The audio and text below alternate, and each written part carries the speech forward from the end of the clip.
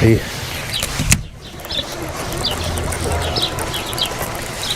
I didn't see anybody else put in. Nobody else is over at the boat ramp yet, so I might stay on down the bank.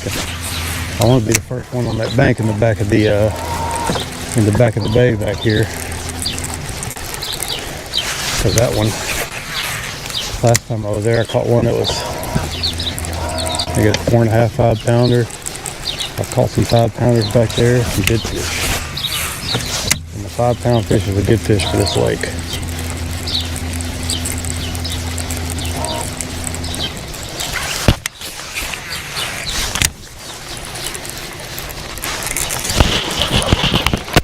Fish, or what we got? What we got? Oh, we got off. Fish kind of hit it and came right at me. Didn't really feel like a fish. That's all right. It's good. 2 bites already. Just got here. It's gonna be a good day.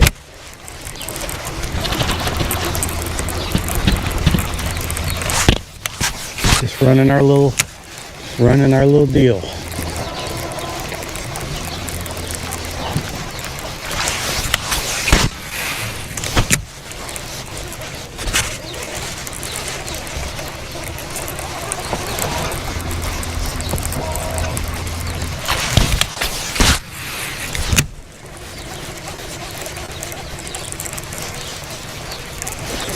Unplug my running light on. I don't think I'm gonna need that.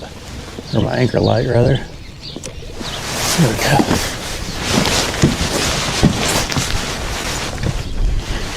Alright, so still a little cool. I was surprised. Well, I thought it was supposed to be in the 50s this morning, but I put the boat in, it said 45. I was like, what? That's a little short. Ooh, I had a little bite there.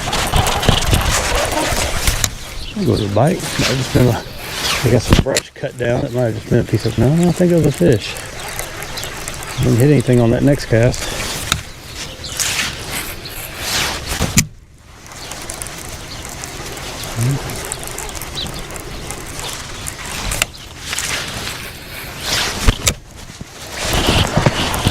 So, oh, yeah, we're in some super shallow water now. I got to back out. I'm actually going to do, before we go back in there, I'm gonna run hit this the other side of this real quick.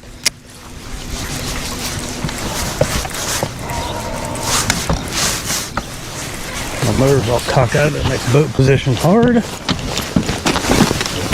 fix that. There we go. All right. I'm all over the place this morning. That's all right though. Morning there, Alan. It's not the. It's a different creek. It's the same lake system, different creek.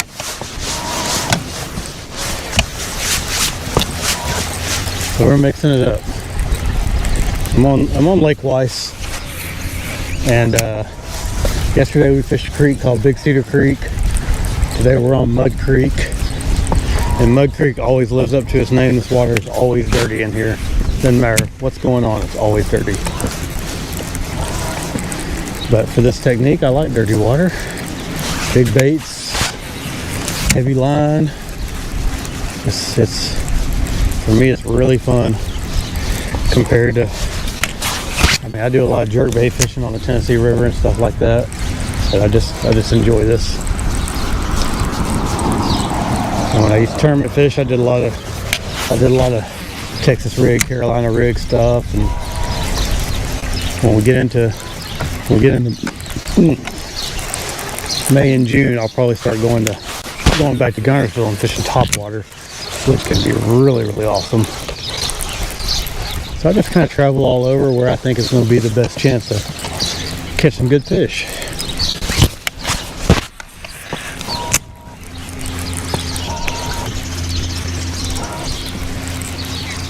All right, let's go check this other side before we head up. I mean, I'm right next to the boat ramp. I can see my truck. So what I'm doing is I'm gonna watch. I like to be the first person wherever I'm fishing, if I can possibly do that. And the place in the back is gonna be good, but it usually does a little bit better when the sun gets up a little bit. So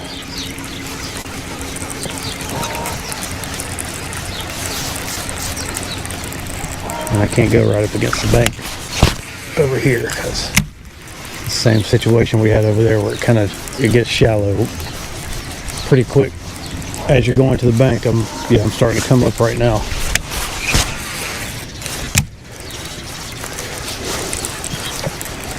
So just hit this real quick, and then we'll take a little ride to the back of this creek and do a little serious. Let this hit a little bit off the bank.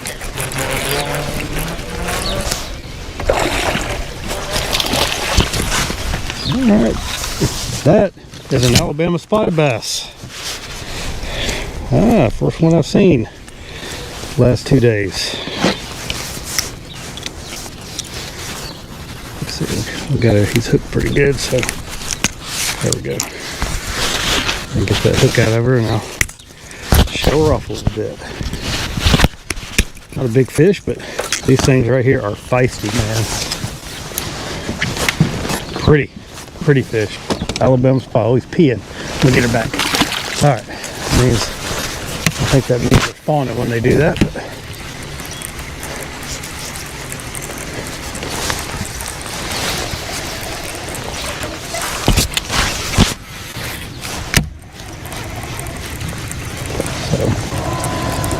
so that's good. We got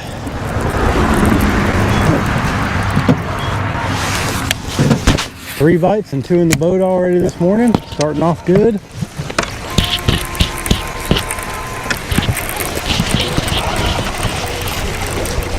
I'm an early morning guy. Some guys say they don't really get going good till midday fishing. I like to get my good fish knocked out first thing. Oh, got it. All right. And then I usually struggle in the afternoon for some reason. Yesterday wasn't too bad. We kind of went back to where we were catching fish in the afternoon and kept on catching fish. I saw a guy when I was going back into that culvert. I saw a guy, and he said that that same bank I fished in the morning, he said he caught 8 and lost 1, or he caught 8 on one direct when he went down it, and he caught 1 when he came back up. And I went down it and I didn't catch anything. And then I came back the other way and I caught 2. I changed baits to a little bit smaller bait. So I might try that today too. As the sun gets up, I may downsize my bait a little bit and see if that helps my bite percentage. Because I really struggled getting hits on that bigger bait when the sun came up for some reason. Not sure if it's just a light penetration thing where they could see it better or what. But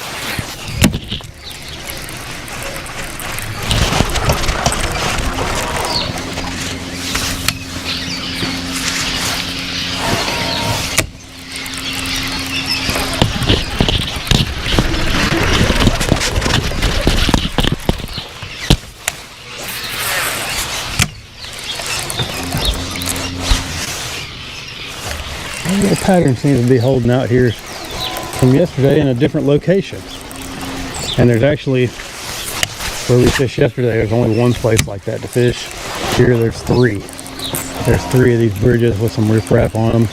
And one of them is really, really long, so we got a lot to fish. Pretty much all day, and I'm actually gonna stop fishing here at noon. And I'm gonna go try some white bass fishing. We've got a place in Rome called the Locking Down. And I'm gonna see if there's any white bass in there. Sometimes you can go in there and catch 100 of them in a day. I mean, easy. And I stopped by there yesterday. I didn't see any boats. I don't know if that means that they're just not biting or if the word's not out yet or what's going on, but the water in the river looked really good. So that's the plan today. I'm gonna fish till about noon here. I'm gonna take the boat out and I'm gonna go somewhere else and we'll start back up. So if you get bored during the day, just give me in the afternoon or whatever, give me a look up and we'll see what happens. I may not be on the same, well, I won't be on the same stream after I take the boat out because I got to unplug everything. But I'll be going for a while today.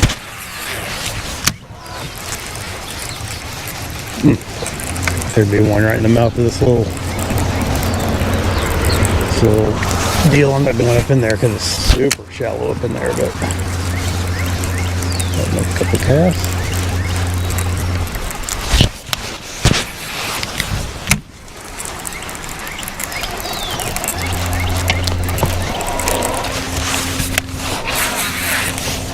Little seawall action. Seawall, no sea bass.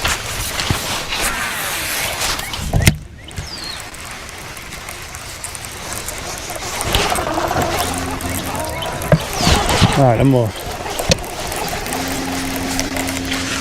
crank up, run to the back of this creek where there's another one of these little deals, and we'll start back over here in a few. So just bear with me, and I'll be back fishing here in about 5 minutes probably.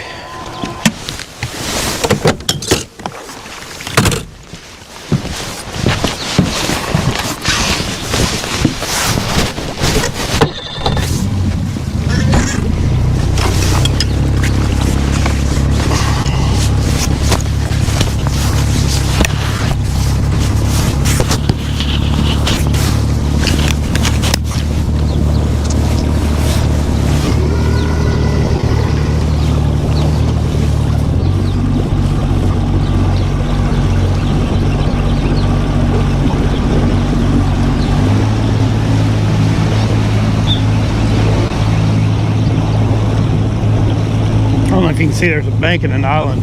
This creek does some really, really weird turns off to my right. There's a little place to cut through up here, but it gets really shallow. Otherwise, I'd just go ahead and blast it right now. Man, there are fish all underneath that bridge, just stacked up. Yeah, it's happening. They're getting ready for the spring push for sure.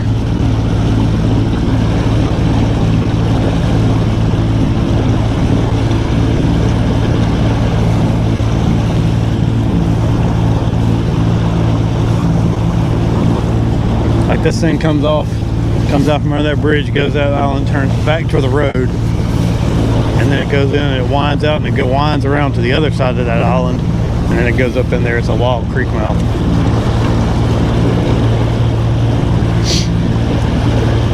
And there are fish all over the place right there too. Oh my goodness, just stacked up.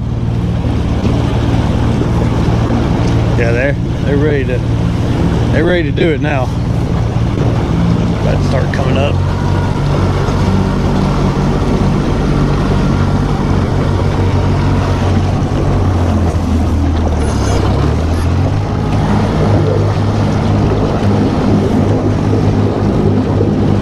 Yeah, so we went from about 9 feet to less than 1, or less than 2 rather.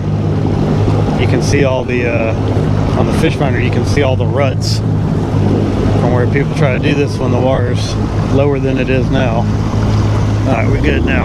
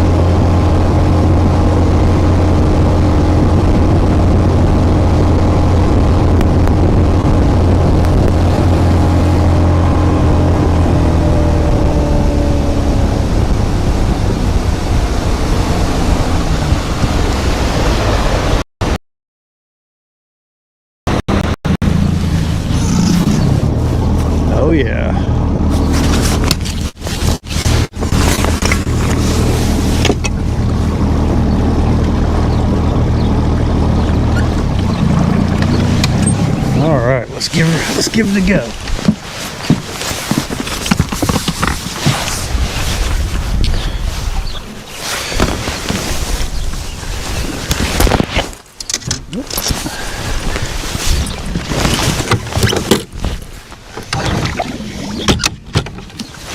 Yesterday I was using a little bit bigger crankbait than today. What's weird is these old Bagleys, they make 3 different sizes of these balsa bees, but they all have the exact same lip in them.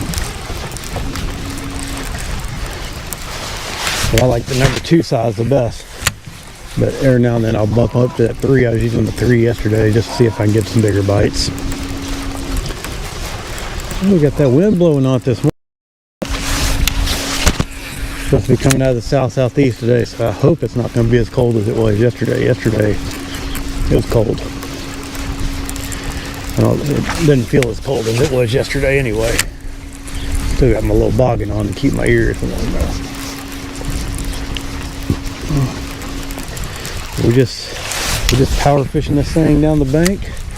Usually these fish they get right at this time of year.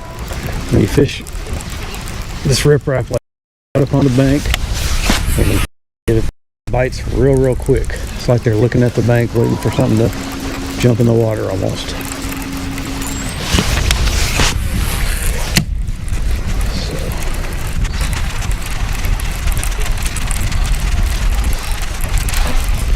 This water living up to its name, Mud Creek, always dirty.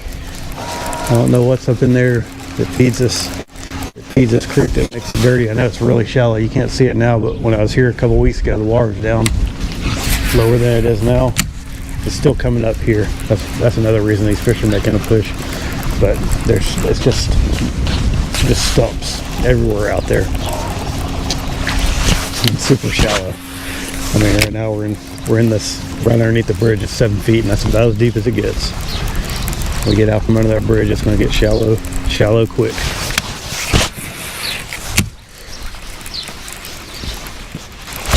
Oh, I had a bite.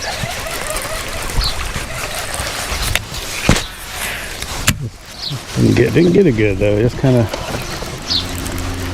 started trailing off. If I start getting some that I feel like are swiping on it, I may pick that jig up because they will spawn on this bank.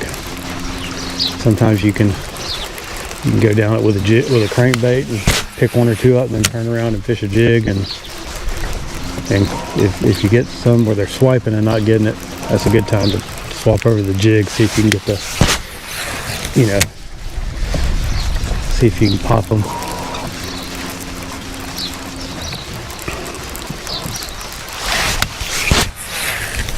We're just cranking this little crankbait down through there. Same deal if you were watching yesterday, kind of the same deal.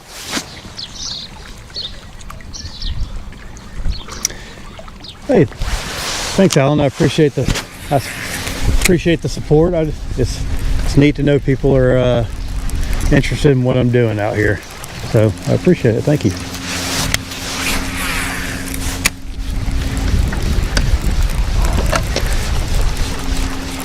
I used to do a lot of tournament fishing, and when the forward-facing sonar thing came out, I didn't want to spend all the extra money on it, and it's not really, it just doesn't interest me. This is a lot more fun to me, and it's a lot more fun to watch than somebody watching a screen, watching a fish. This takes all the magic out of fishing too, when you can see the fish down there and know you're about to get a bite, and you can pretty much tell how big the fish already is. Like, I don't know what's, other than it being, other than winning money, I don't understand how that's interesting for people. But maybe, I mean, I've caught enough. If you don't know how to fish and you just want something pulling on the end of your line, I mean, that's a good thing. I mean, forward-facing sonar is great for that, I guess. But the way I am and the way I do things, it didn't really have a place for me. So I pretty much quit after forward-facing sonar really became a thing. We my buddy and I, we went to the Bass National Team Tournament. I think it was in 21 or 22 on Lake Hartwell, and you just couldn't compete without it. So I just decided, I'm done after that.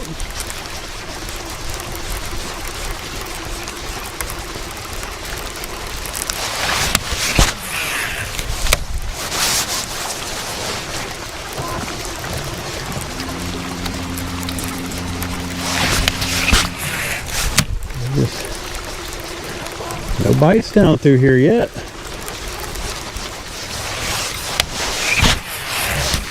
We may have to pick up that jig and go probing. I got the smaller baits I was using in the afternoon out too. My idea was if I went down this bank and I didn't get any bites, I would put that on and try it. See if they respond a little bit better to that smaller bait. They may. This side may be, if it's had wind blowing on it all night, it may be may not be ready to fish yet. It may be a deal where you have to come back in the afternoon.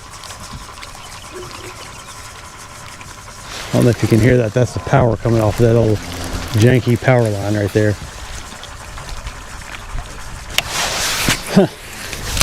Just buzzing.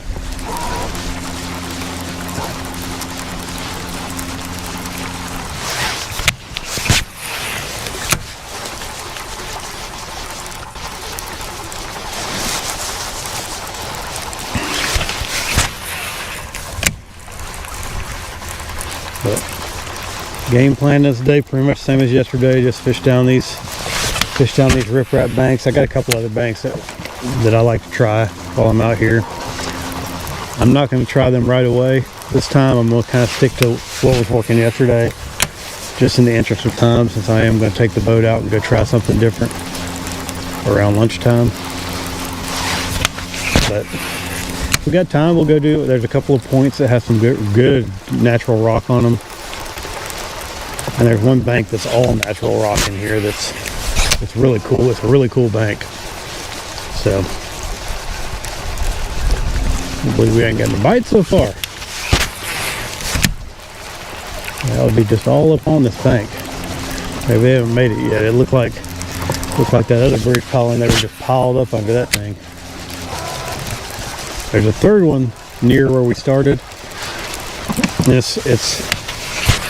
It's more of where they built a road out to a farm, and it's just got a culvert on it, but it's real shallow back in there. I'm not sure if I can get there, but I'm gonna try. We're just, this is what you do. You just keep the boat moving, keep making casts, and see if you can put something together. I mean, we already got 3 bites this morning, so that's pretty solid. Maybe 4 bites. One of them I'm not too sure about. But 3 for sure, because I jumped one off.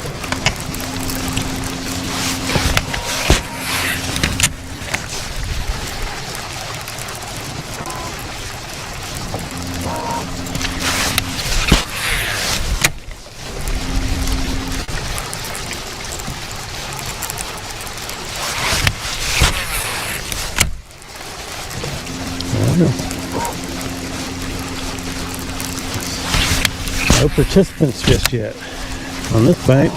I thought there's something. I thought this bank would be loaded with them. But we'll try that when we turn around. We'll try that smaller bait and see if it does any better.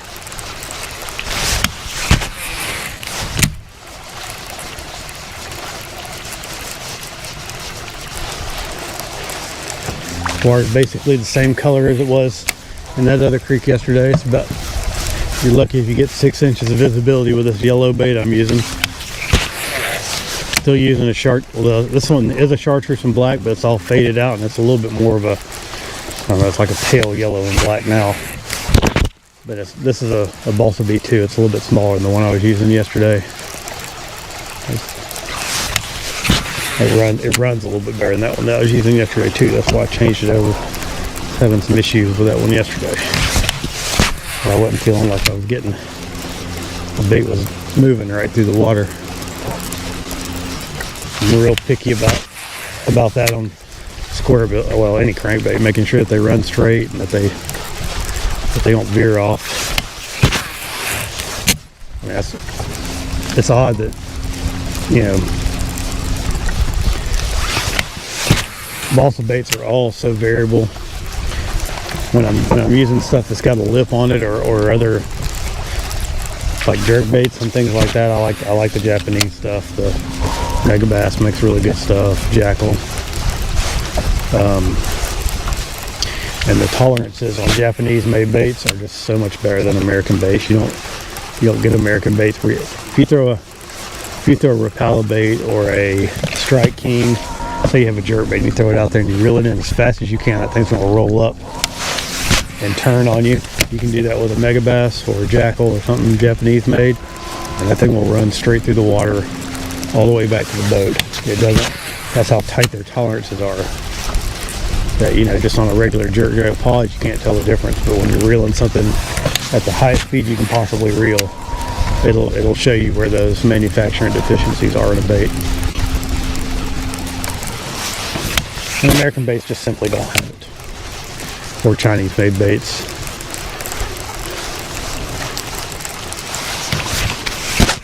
Or wherever Rapala is being made now. Rapala used to have really, really good tolerances even on their shad wraps and stuff like that, but it seems like that's even fallen off over the years. And I don't know why that is, but just how things happen, I guess.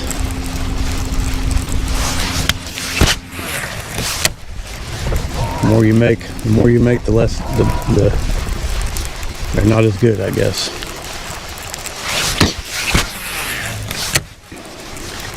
Or maybe I'm just better at spotting it now than I used to be when I was younger.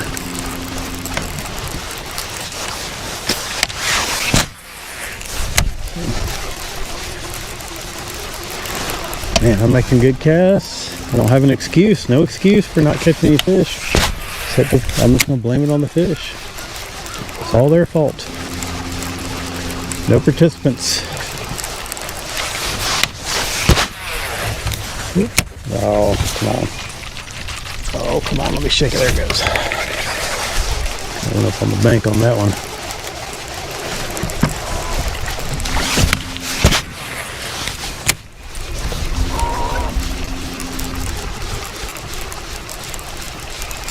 Just the old chunk and wind, as they say. No bites, that's wild, man. No bites at all.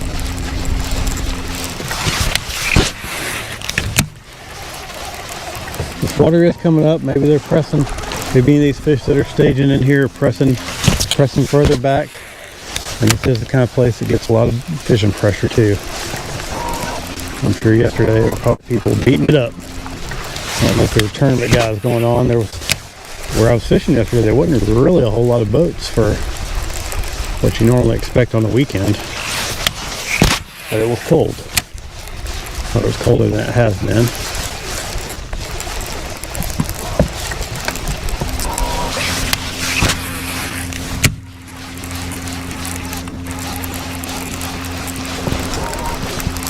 Alright, coming to the end of our rope here. That's crazy to me not to get a single bite down this thing. The other one had 3 or 4 bites in a little short span, and then you do this one, and it may be the wrong stretch of bank. That may be on the other side, that may be on the other side of the creek. I mean, this is sometimes it's like that. Maybe too early in the morning. The water temperature is only 62. Yesterday I saw some stuff get up to 67, 68. So we're going to change over to a little smaller bait here. See if we can get a bite on a smaller bait. And then if I get some hits and they just kind of don't get it, I'll pop that jig over, and I'll work straight down the bank with a jig, and sometimes you can catch some fish doing that. All right. It's not quite as easy to be accurate with because it's a little smaller. It's a little bitty, but it dives just a little bit deeper, which may make a difference, and it's got a smaller profile, which may make a difference. And on the way back, I'm going to get just a little bit closer. I was pretty close on the way out, but I like to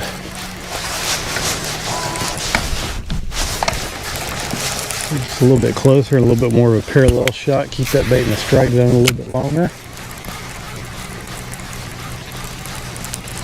Not quite a parallel, but this is just it's another one of these out of out of production bait called a Killer B1. This one's got a short lip. Really hard to find the ones with short lips. I've always done really well with them. They make them with a little bit deeper lip, and they're good, but I like these short lips that don't dive quite as deep, and they come over, even though it's a round bill on these, they come over cover really good. I mean, you always hear about how the square bill is the jam, but these baits will catch them.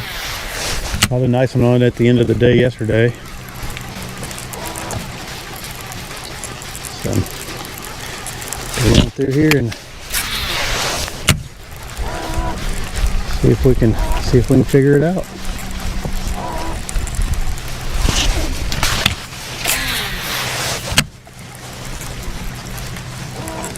I don't think color is an issue. That might have been, it's hard to tell.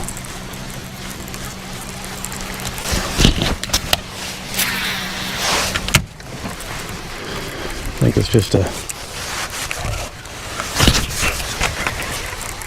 one cool thing about these balsa baits, they're like a cork. So you get hung up on something, you just kind of give them a little slack, and a lot of times they just float free. They do a little bit better than a plastic bait to me.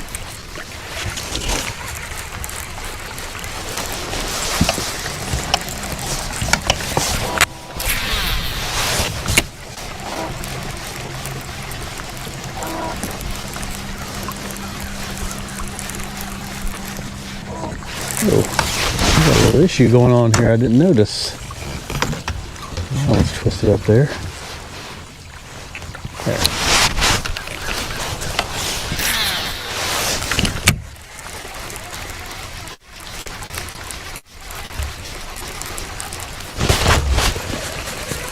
Not sure I think that was a fish, but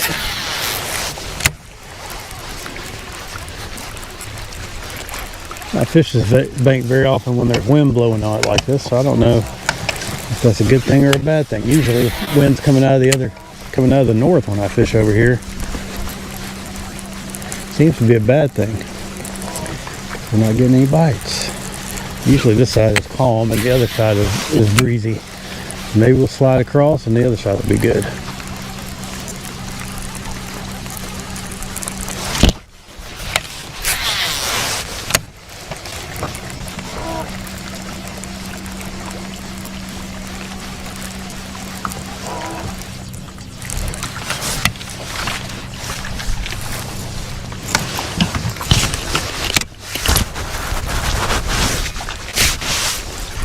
Now, you do a lot of soft plastics up there, Alan.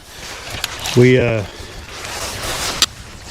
use that a little bit on Alabama rigs down here, but I don't use it a whole lot. It's got a little bit of the wiggle is a little bit more finessey than what I normally like on a swim bait. I've been learning CAD, like computer aided drafting, and I'm teaching myself how to design baits and stuff. And I've got an old out of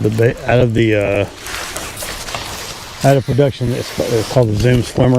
It was a hollow belly. Well, I'm trying to reproduce it because I just can't find anything like it anymore. So, and I had a prototype of it that I tested yesterday, and it was the plastic was actually too soft, so that the tail, it just kind of flared out when it was in the water. So I've got to use a harder plastic to make it actually get that wobble just right. I can show it to you here in a minute if you want to see it. It's I bought a 3D printer, so I make a mold. I design a bait, 3D print the bait, make sure the dimensions are what I want. Then I make a mold, and now I'm shooting soft plastic in the mold to see if I can create something that's what I want. And then if I finally get something that's what I want, I'm gonna have aluminum molds made so I can make them and possibly sell them. I got one bait that's really, really cool. It's like a brush hog, but it's a little bit different. And when I get it right, I'll start showing it off a little bit. But I've got some stuff in the works for bait design. I used to make balsa crankbaits.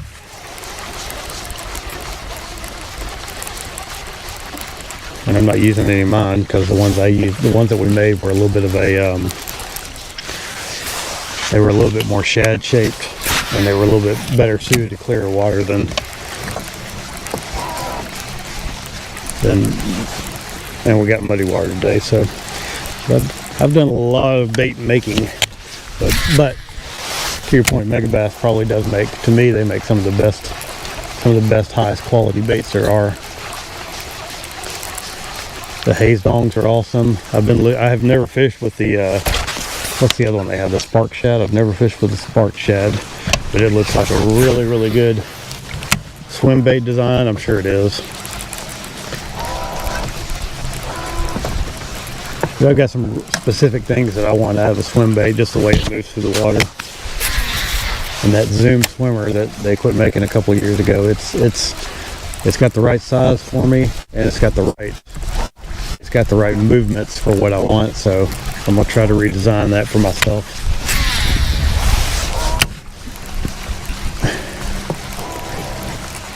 It's kind of fun just figuring out the whole manufacturing process and the whole design process. The CAD's been the hardest part for me. Those programs are not easy to learn. Designing a bait is not as easy as it sounds, and designing a bait that works is even harder. All right, what do we got? Oh, that was a fish. All right. Methinks was a fish.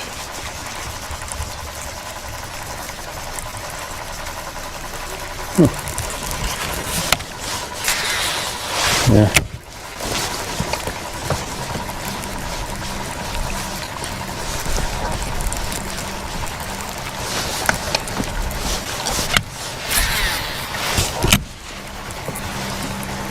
Are you using those haze dongs just on, are you like drop shotting them, or are you just using them on a jig head or a weedless hook? How are you fishing them?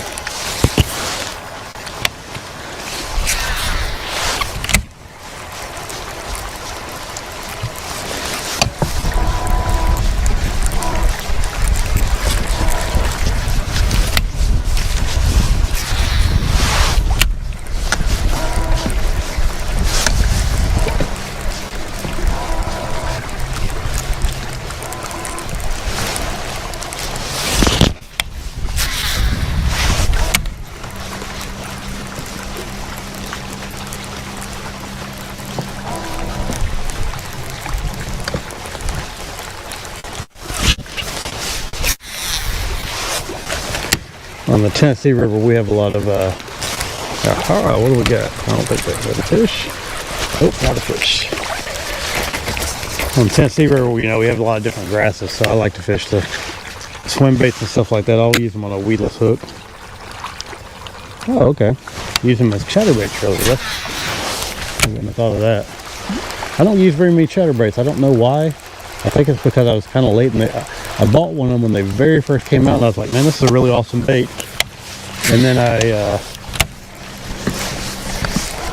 I wasn't doing a lot of fishing at that point, and so I just kind of put it away, and I was like, I saw it was going to be a good grass bait, but and then I saw everybody started using them. I was like, well, everybody's using them, so I kind of try to do stuff that other people aren't doing a lot of times.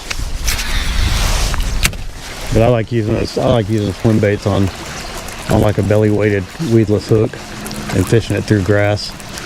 And those, we get a shoreline. Well, it also grows off the shore, but we get a grass that tops out. It's called pond weed here. The leaves look like little willow leaves, but it's real slimy and it'll stick to just about everything. But those like a belly weighted swim hook goes through it, and that water gets clear up there. And I fish them in places like you would fish a spinnerbait, and catch a lot of fish like that.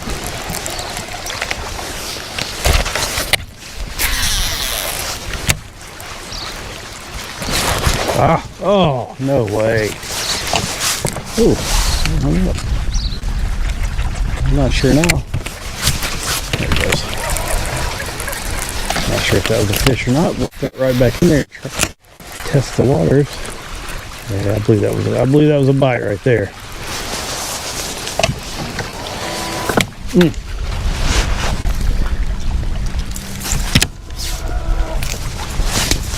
That's all right. No commits, no commitments.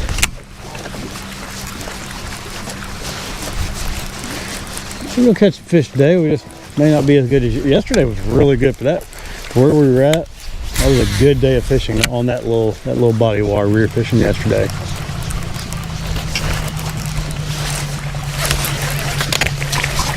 You don't get, I mean, we probably caught 18, 20 bass. A couple of white bass in there. And that when we went down the river.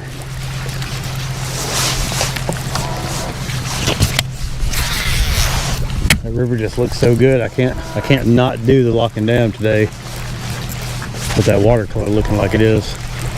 I was really surprised. I went to the store last night and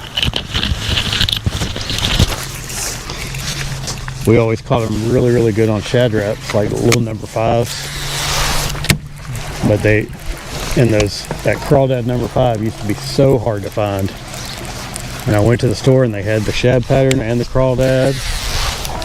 And they had the hooks that I like to upgrade on the hooks. So I bought 2 of each, upgraded my hooks, and I'm ready to go.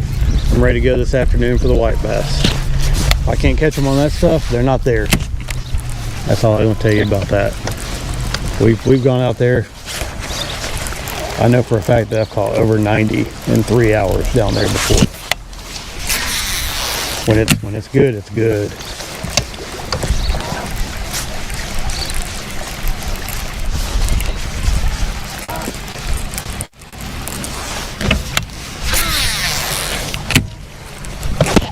This shit right on the bank. Little guy.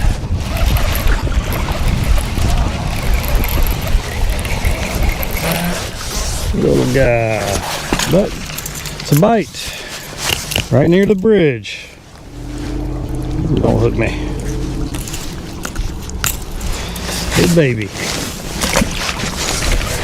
Just like they do, get right on the bank.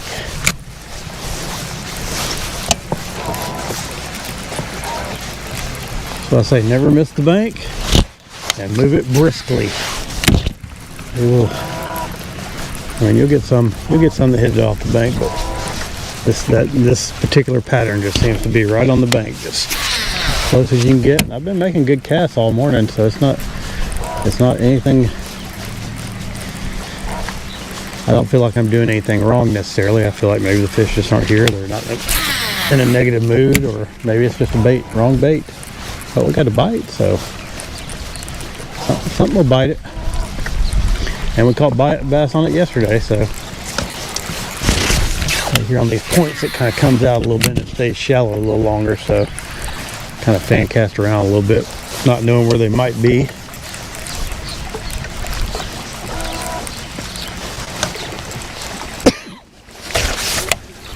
I do that a lot in the grass, fan cast, but when I'm fishing stuff like this, I'm more just hyper focused on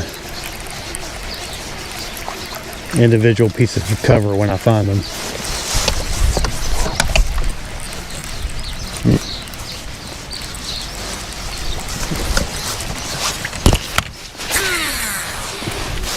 Take a big old long cast, let that bait get down there just a little deeper. There you go, we're bumping. Right underneath the bridge. I think I'm gonna go. A lot of times I just go straight across, but I think I'm gonna wind around and fish the other side that's not getting the wind on it and see if that makes any difference.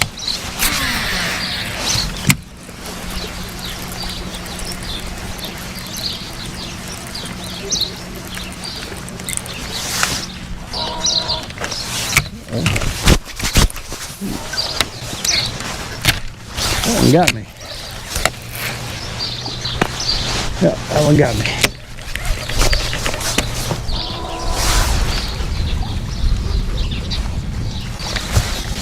Yeah, it is interesting how people catch fish. There's a lot of different ways.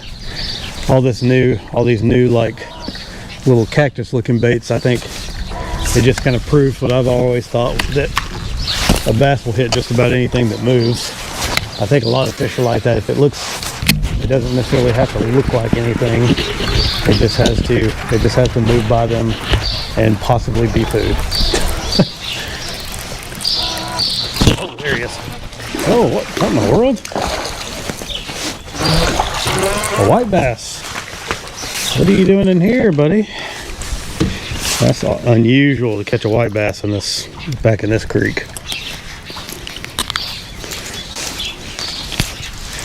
Little white bass.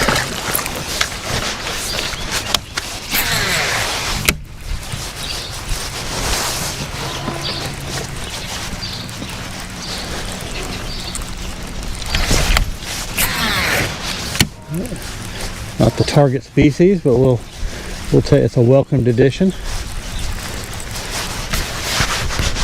little slime on my finger.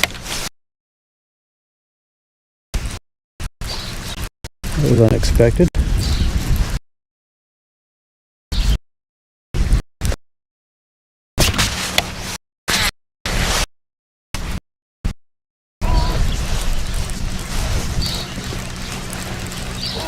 All right, let's see if this side does any different.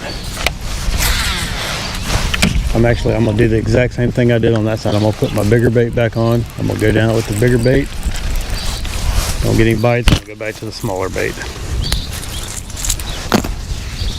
Ooh, looks like I probably need to retie first though. Got some abrasions. We don't like abrasions.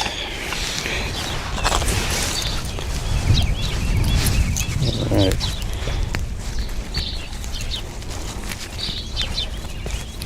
And I like to use snaps. I know it's not a great idea most of the time, but you know, it just makes bait changes a lot quicker. Not in this case since I have to retie, but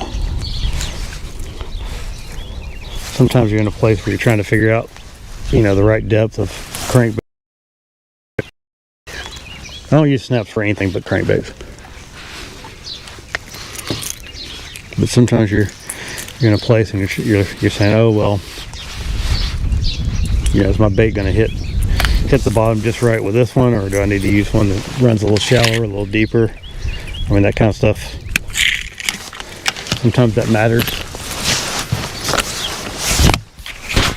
A lot of times it doesn't matter. It's just, it's got movement and it's in their face, they'll bite it. That's kind of what I was just saying with those other baits.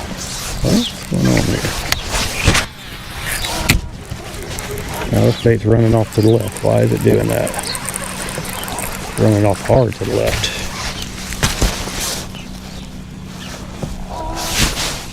Right there. What's going on here? Ooh, we got a tune. Maybe that's why we didn't get any bites. Our bait's had a tune. Now it's doing okay. That's weird.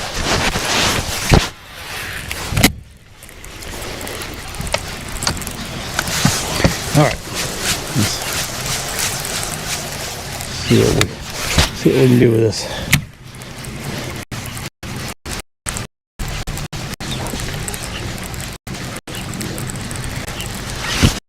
And going on this bank. All right. Then we'll come back down. And we got one guy going fishing off the bank over there.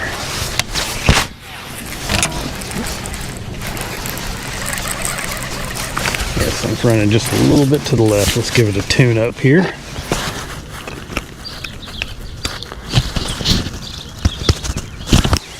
Just a touch.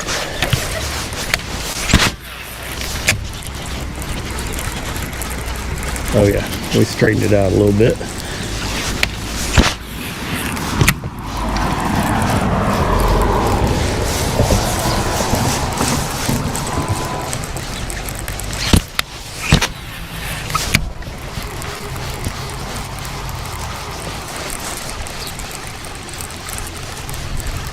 Doesn't seem to be improving our hookups at all, but you know,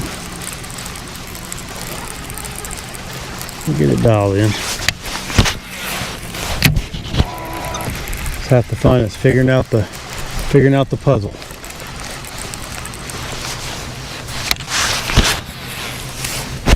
Yeah, there you go.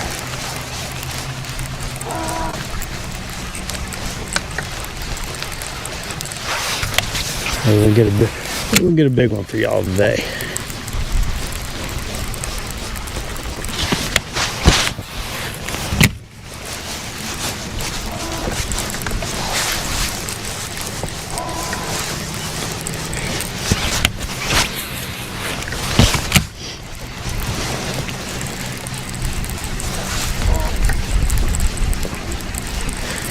This is sunglasses time. I should have already put them on so I can see what's going on under the water.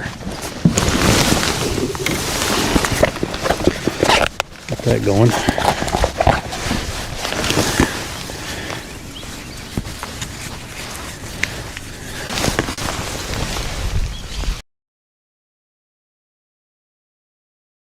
Sun out of my eyes, but it does help with the glare. Oh yeah.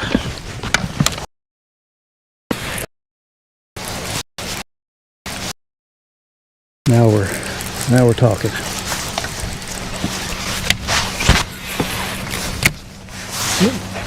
I'm hitting the bank.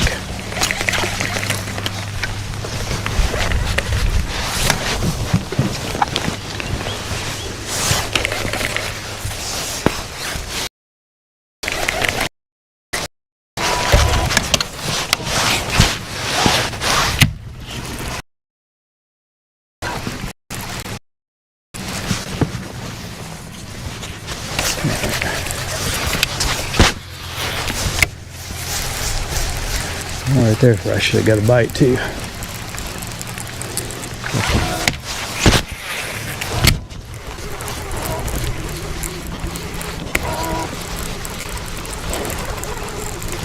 Look at this thing. Now it's kicking off a little bit the other way. And I'm just barely even moving that line tie, so I don't know what's up with that.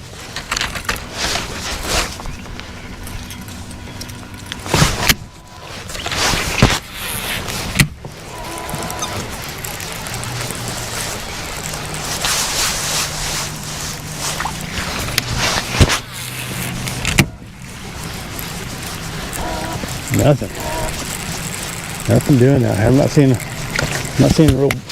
very much backlash. I'm not seeing very much bait activity. I'm not seeing any bait activity hardly. Oh yeah, bait's running good now.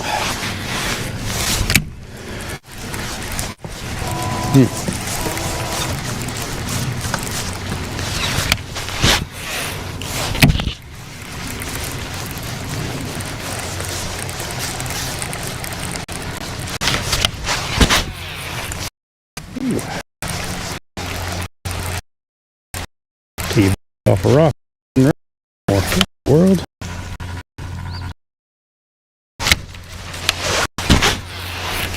This bait has seen better days. Dang, that lip might. No?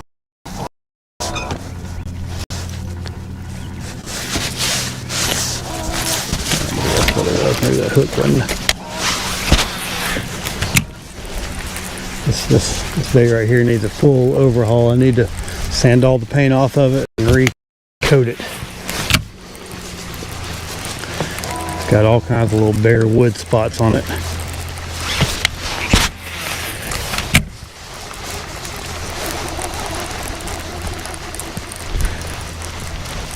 Morning, Pucker. Catching a couple this morning. What did we catch? 2, 3. We caught 3 so far this morning. No size to them. We're in a different place this morning. Basically running the same kind of deal we were yesterday, just fishing riprap banks with these square bill crankbaits. And it's not going as well, but we got some time. You know, sometimes it's like that. You just I'm kind of swapping between baits here, seeing if it's a size difference deal. If I go down through, I mean, we already caught a couple of fish this morning, so I just think maybe they're just not here. Oh, maybe they are here. Little babies, nothing, not getting big ones, but we're getting some bites. So I don't know what that fish thought he was going to do with that big old bait, but there we go.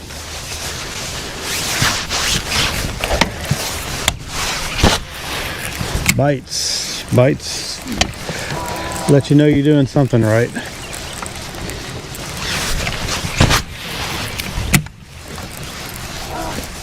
Not the big bites, but big bites are hard sometimes.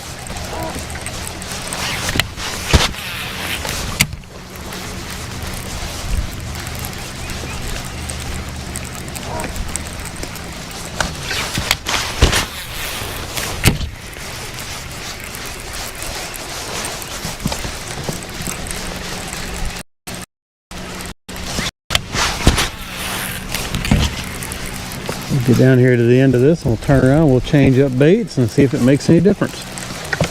And then we'll hit that other side. We're just going to keep doing what we're doing. I don't see a whole lot of need to change up right now. This is kind of what I do in the spring, so. I used to fish a lot more spinnerbaits until I got on this, and you can just move this. You just cover water a lot faster with a crankbait than you can a spinnerbait. Got a little bit of pollen up on the bank here.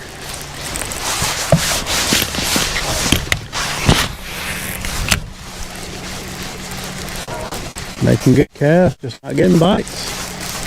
But that's how it goes sometimes. Come out of this cold water gear here, or this cold weather gear here pretty soon. I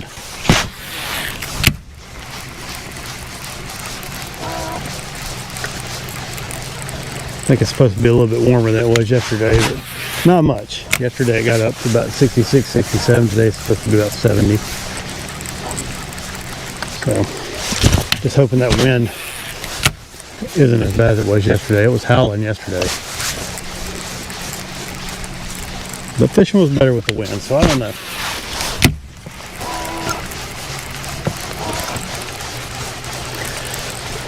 We just fish what we're given.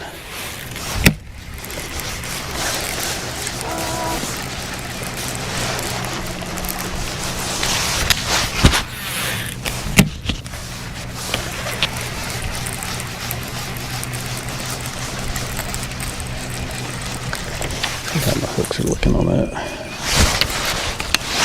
Got a little big stick up right there. No bite on the little big stick up.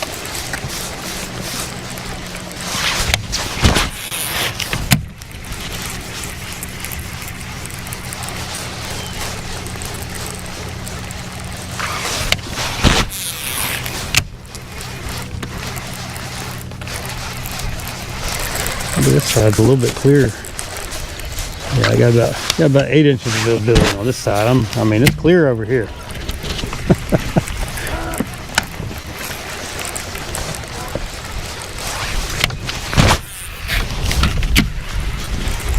It's just an old mud bank in this pocket right here, so.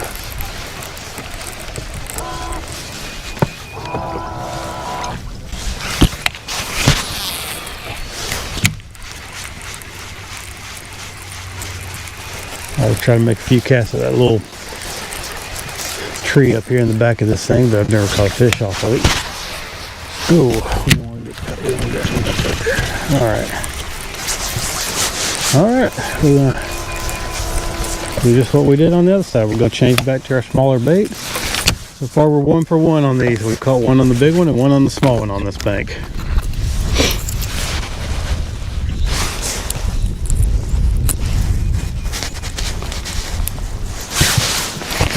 All right, on our little killer B1 here. Thing does a little bit better job of bumping bottom. So that other bait, if you can get it down to 3 feet, you're doing good, especially on 20-pound line. You're doing good. And I'm using 20-pound fluoro. I like the red label. It's cheap and it's really strong. Like my line, like I like my women.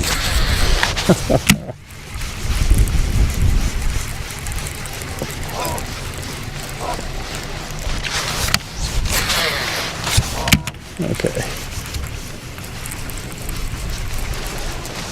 Yeah, I'm doing a little bit better on the bottom, bouncing through here with this thing. This side's a little bit The bank seems like it's a little bit flatter than the other side, especially right through here. Oh, come on. There it goes.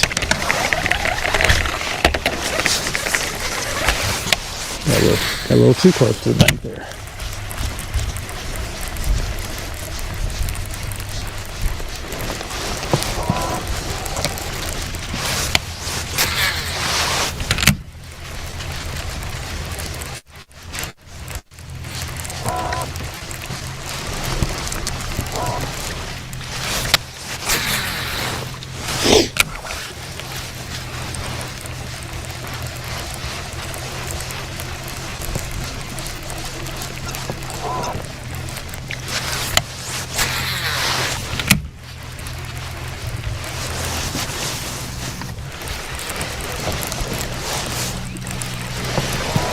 Hope everybody's doing good this morning.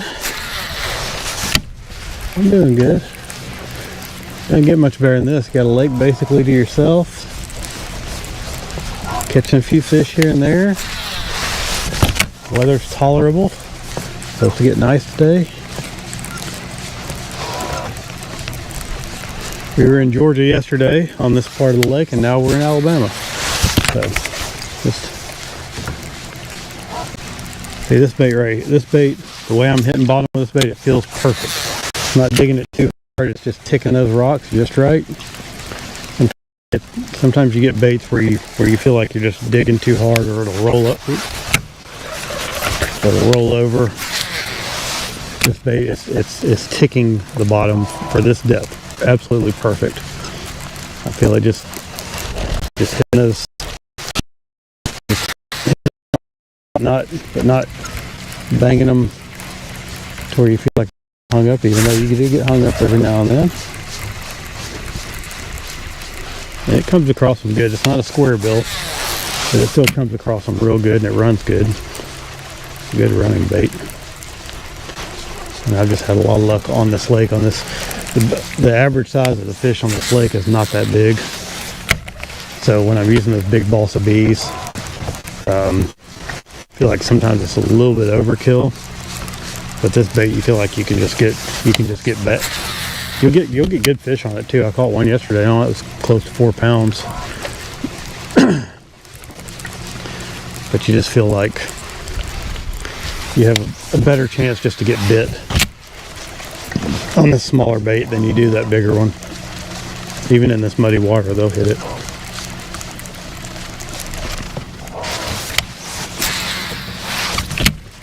I'm getting off the bank now. I need to get my cast right. I've got a couple little spots marked up here. There's some stuff out in the water, a little bit off the bank. I'll try to make sure I hit that stuff real good when I go by.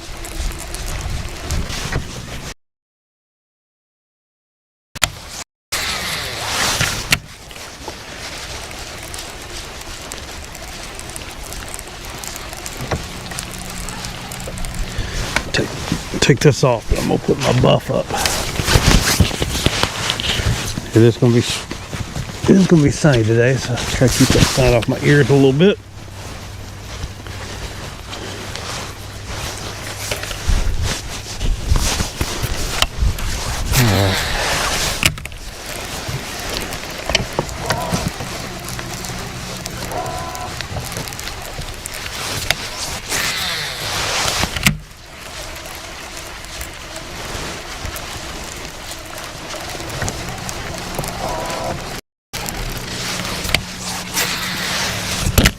Feels like something's going to happen any minute.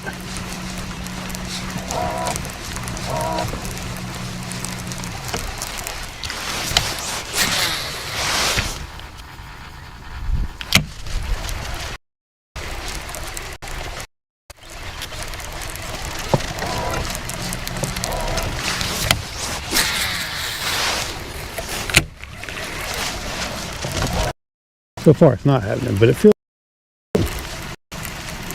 Oh, I got a backlash. Got a little loop in there. Let me get that out. There we go.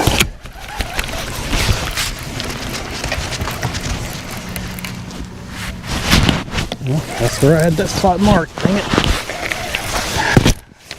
I'm gonna relocate it.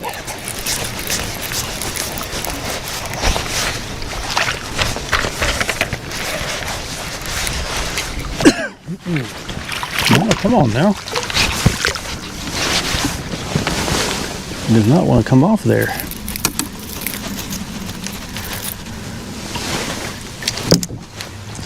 It doesn't want to break. Come on now. What's going on here? That one will break. There we go. Get the slime off.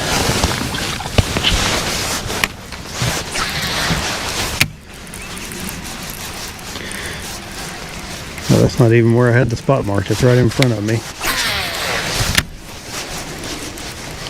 But I'm kind of on top of it now. Oh, there's the, there's the other one. Well,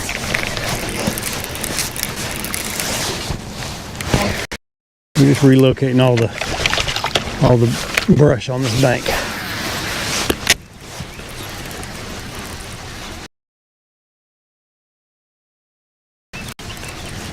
Oh well.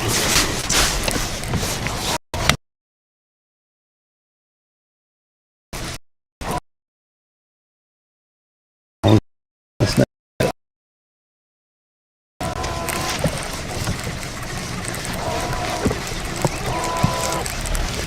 All right.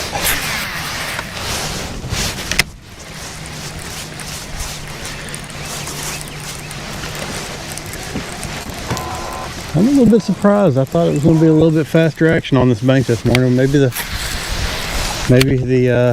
one that's a little bit closer out towards the river is the better one. I mean, there's been fish on this bank. I caught a good one a few weeks ago over here. I mean, a really good one. So.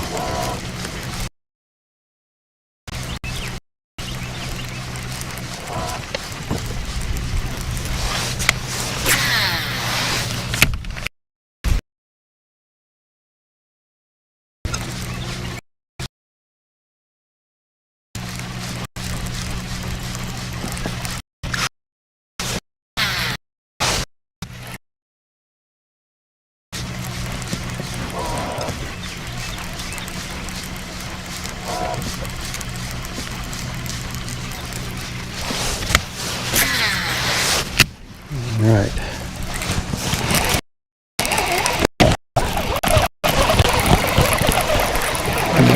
Another little guy. Oh, crappie.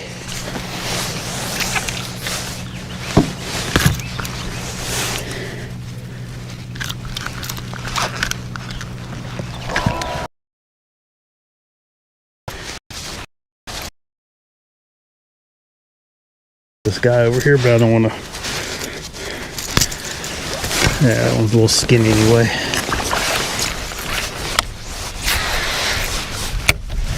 Right up on the bank. That's unusual.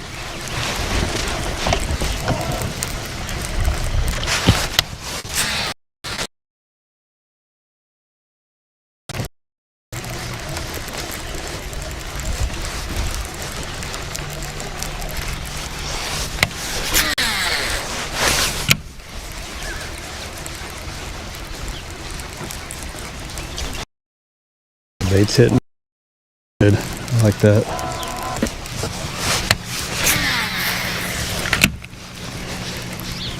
Bouncing that bottom just the way I like it.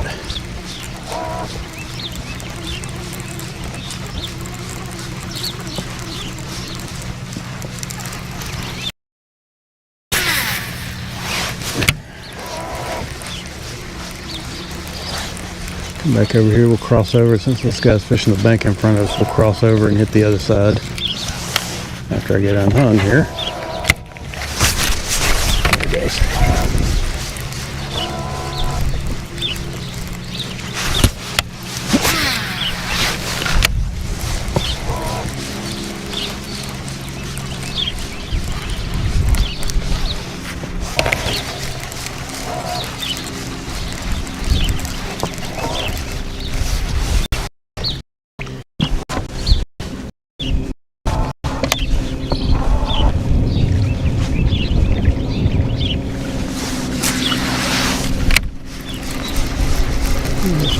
out now.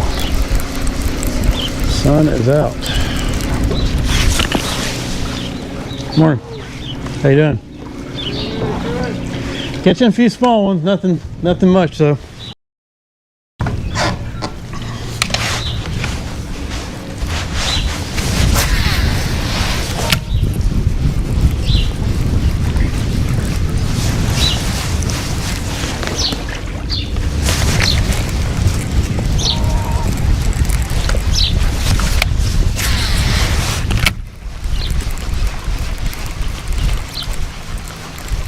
We're gonna run the same game plan on this one. We're gonna go back to our bigger bait, run it down with the bigger bait, and then we'll turn around and hit the smaller one up.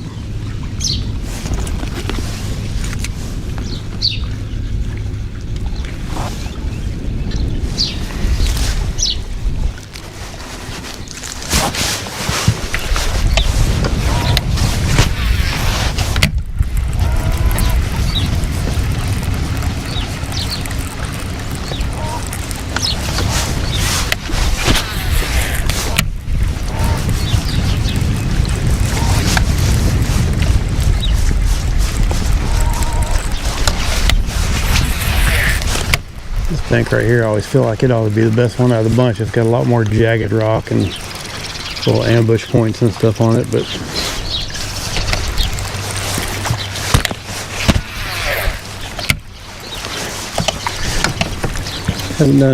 traditionally have not done that great on this little stretch.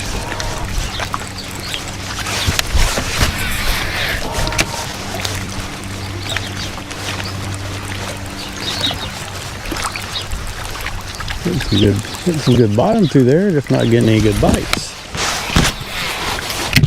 It's a little bit steeper coming off the road here too.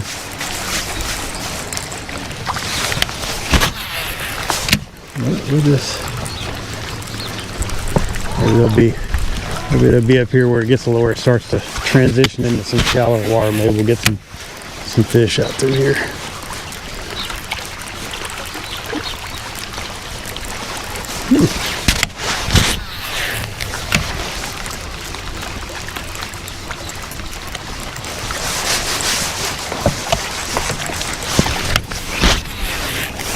Much slower today. I thought it was going to be better today. It's supposed to be a little warmer. Not seeing any evidence of that.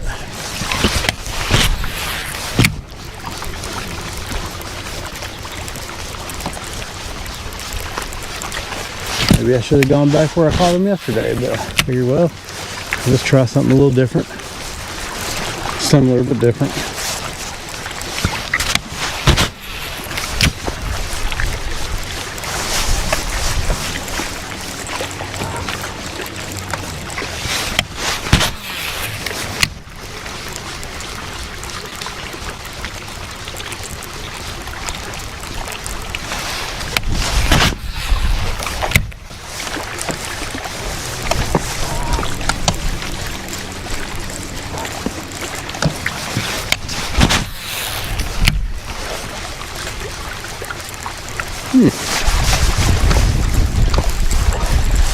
Man, I just feel like there'll be some fish on this bank.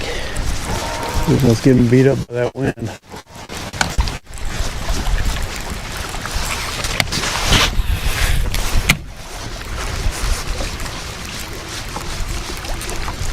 Look.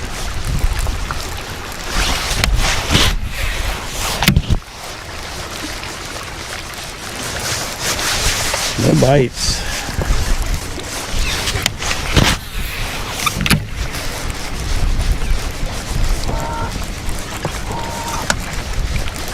I know how this is how fishing goes, but you know, I like to catch them steadily throughout the day.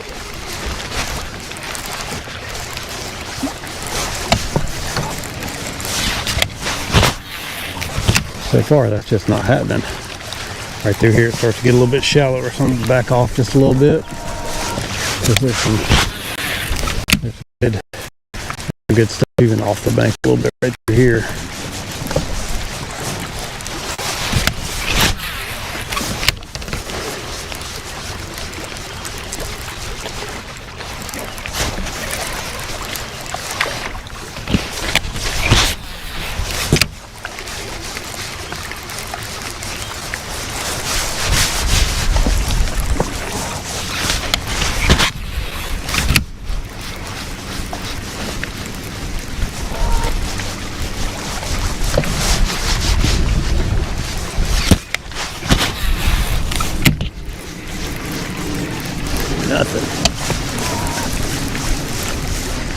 when we get done with this little stretch down here, turn around and fish down, and I think we're gonna make a move back to the same place where we caught some this morning. Not right at the bridge. We're gonna keep going down that bank where the creek channel kind of bends back around and hits that bank. We'll give it a solid go and just see how that works. And if that doesn't work, we'll go around to the other side where it's really shallow, and we'll get up there and we'll see if we can do anything up there where it's really shallow.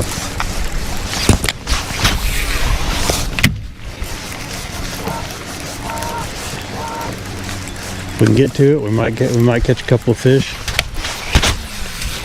That's a weird little spot over there because it's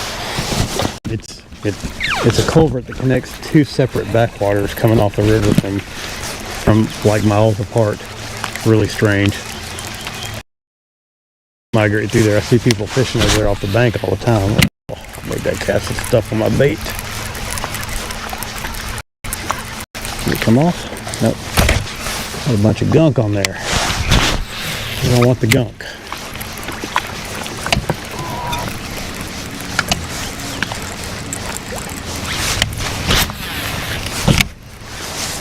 Let's get up a little closer here.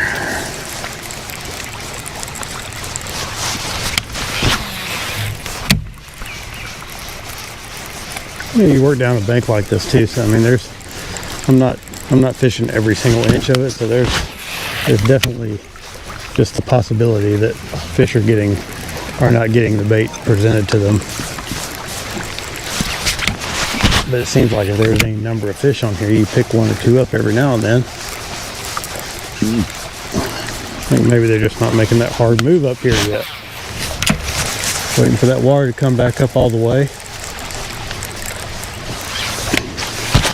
I think they don't bring it up till around Labor Day or Memorial, whichever one's first, Labor Day, Memorial Day.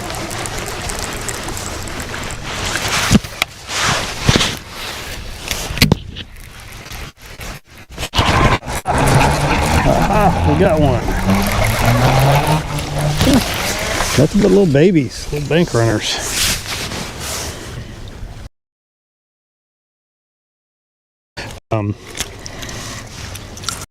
That fish is big old belly.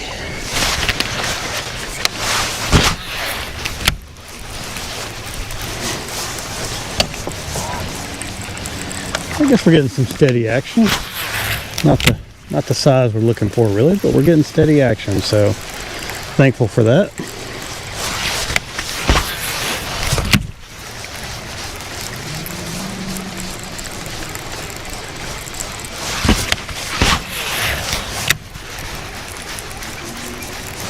Alright, let's turn it around, change up bait, and go back down there and do it again. Kicking up a little mud on the turnaround here.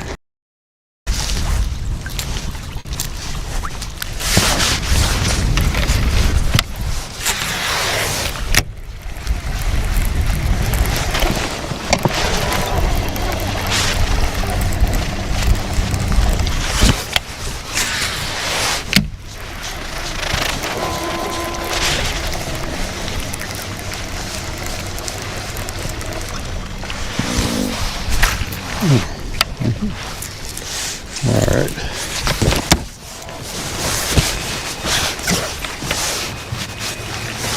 Alright. Try it again with the smaller bait, see if that makes any difference.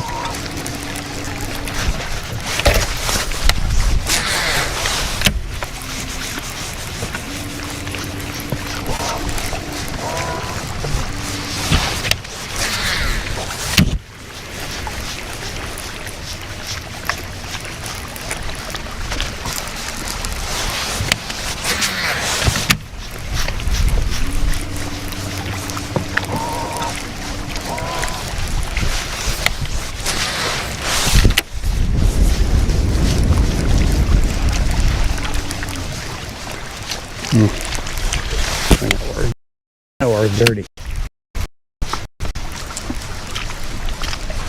That fish hit it right up on the bank too, just like they do. You gotta, don't miss the bank. I'm gonna say that a lot today. Don't miss the bank.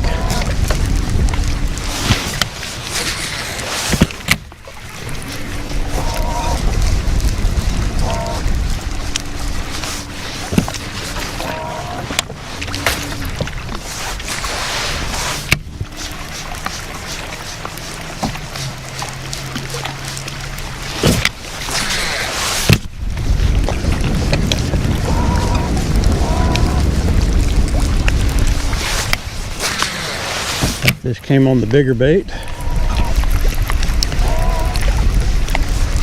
I believe numbers wise it may have just tied it up on this bank back here. See what we got. Getting that good bottom contact now, so.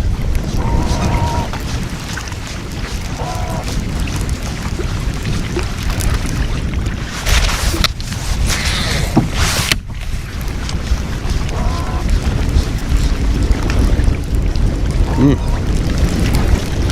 just feels like it's gonna happen.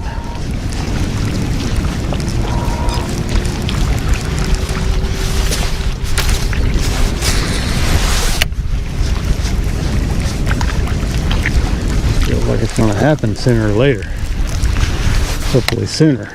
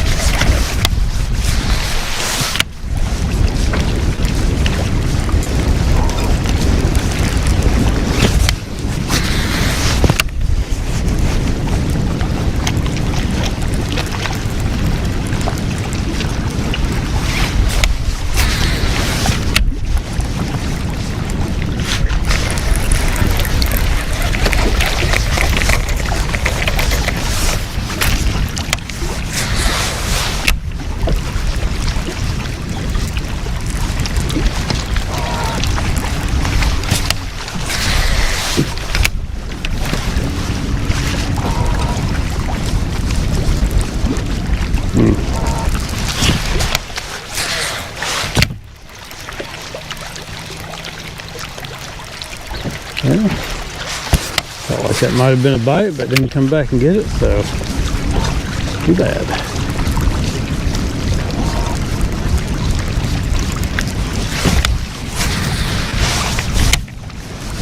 Got 3 species this morning already: white bass, crappie, and largemouth. Oh, 4 species because we got an Alabama bass too. So doing pretty neat.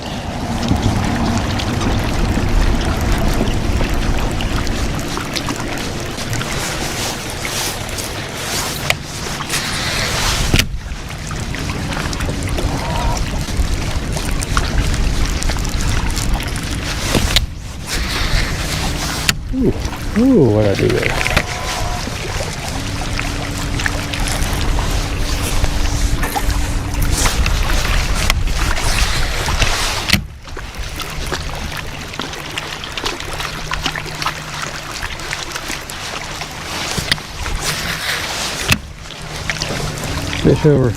Fish over at the place yesterday seemed to like that windblown bank a little bit more than the knot. Not really seeing either one playing out any better than the other over here today. It seems like it's dead.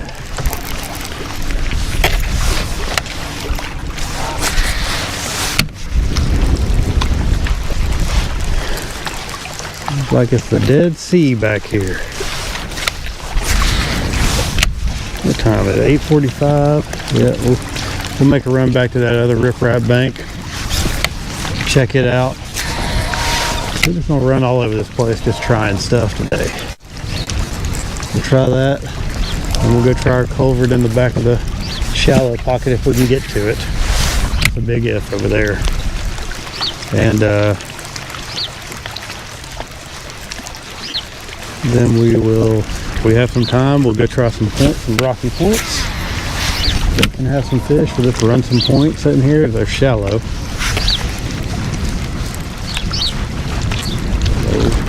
Give that stuff a go, and then I was saying earlier, anybody that wants to see me this afternoon, it'll be a different stream, but I'm gonna go try a place. There's a white bass place that I like to fish up down here, and we're gonna go give it a shot and see if we can get into some numbers. Sometimes it's below a little tail race. Sometimes you can just straight up crush fish every cast. I'm not promising that today by any means, but sometimes it can happen.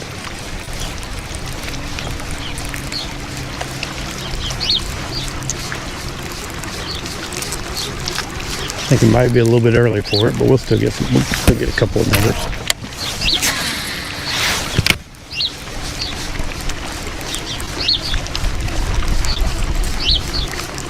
All right, we're gonna get underneath this bridge, and then we're going for a ride.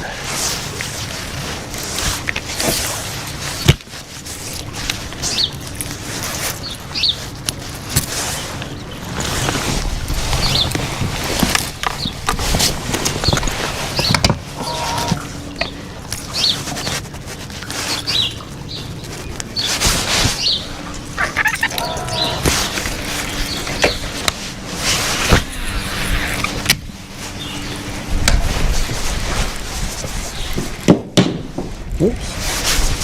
Sorry about that.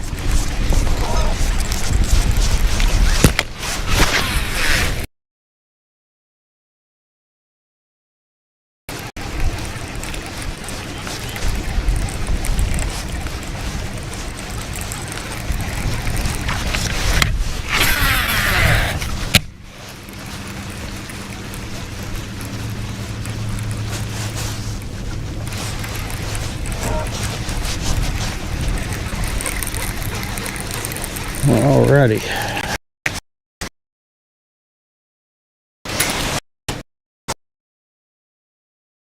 And that guy, I try not to, when people are on the bank, I try not to intrude on their space. They have a limited space. I've got the whole lake, you know, so I just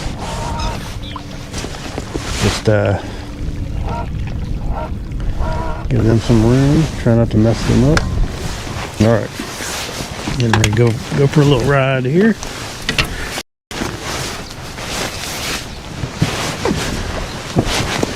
Put my trolling motor up.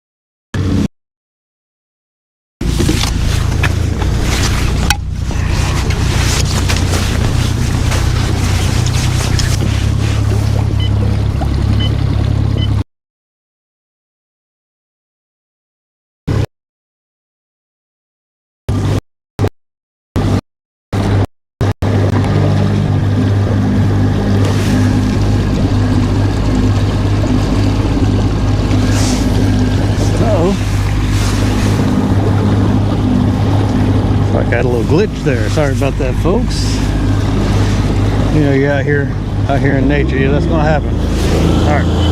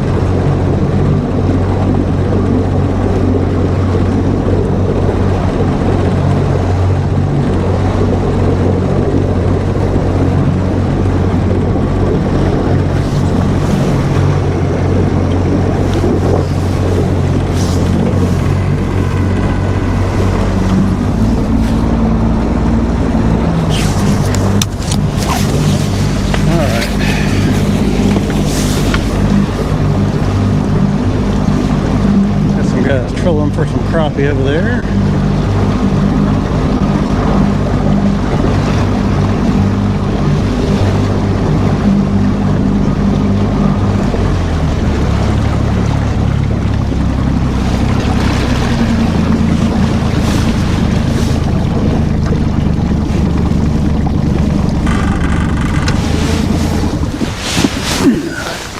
It's real shallow out here. There's a little point that comes out, and I'm kind of right off the edge of it. I started to go right up on top of it.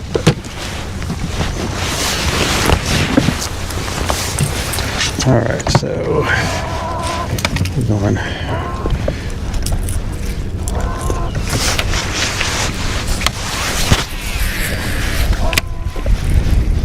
Let's kind of fish our way up to the bank, and then we'll just. Got a lot of bank fish right there.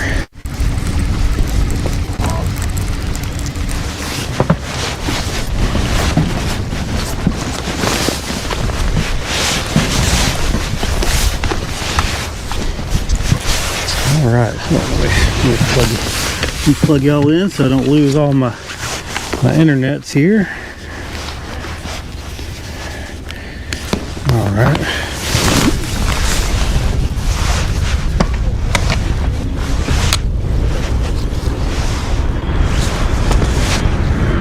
Sun will be behind us at least, so everybody will be able to see real good. That's what we got right there.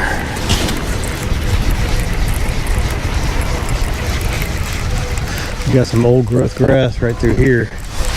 In another month or so, this thing will be some good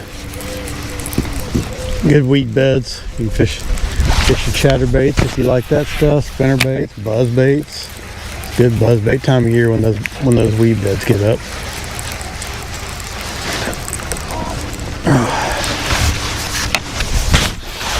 But I will probably be over at Gunnersville fishing a popar across grass flats.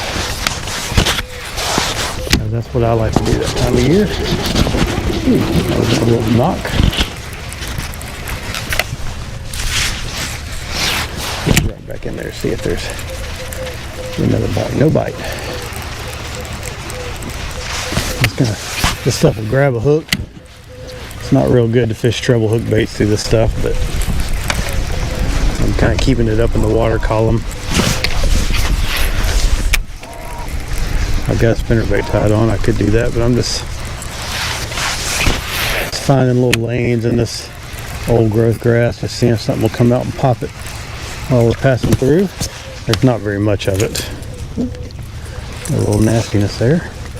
And I can keep it up. I can keep it up where I can see it. And that's kind of fun too when they come out of nowhere and just swipe that thing.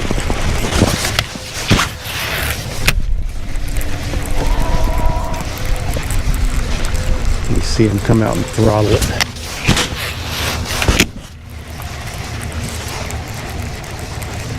But it didn't happen, so.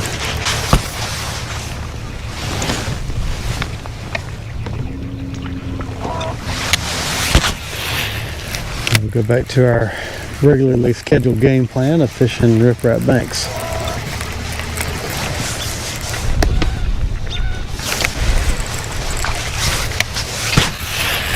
And this afternoon we'll completely change it up. We'll do something completely different. That'll be a neat little change up. Mainly if it's not good, I'm not going to stick around more than an hour or two. If it's good, maybe longer than that. It's just something fun to do sometimes. Get out there and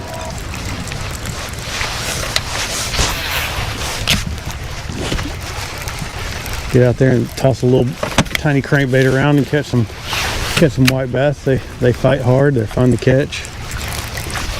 And it's kind of cool over there because there's an old lock that's not any longer in use, and you have an audience. It's kind of nice to have a little audience when you're just slaying fish.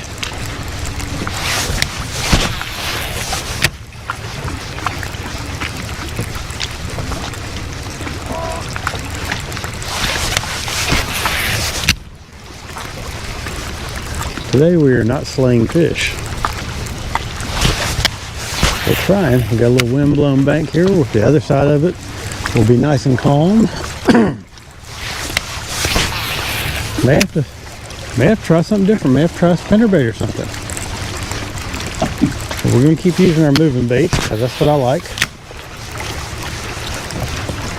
Unless I start getting the feeling that I need to fish something a little slower. It was funny yesterday.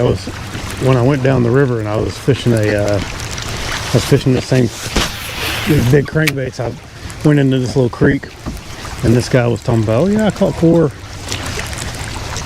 fish on he was using some kind of worm, and he said they were just barely ticking it. And I thought, man, I don't normally tell people that I've been catching a lot of fish. That's just something I don't do. I just tell them I've been catching a couple, even if I've been just straight up wearing them out. And I said, well, getting some bites, but I thought, man, you're fishing slow. On this lake with this muddy water, you can sit in one spot, just make cast after cast, and there may just not be anything there. And I fell into that trap when I was younger.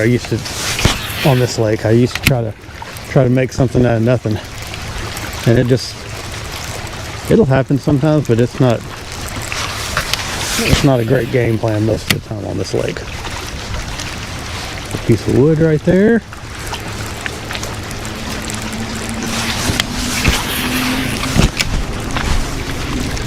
Trying to get a few people coming around.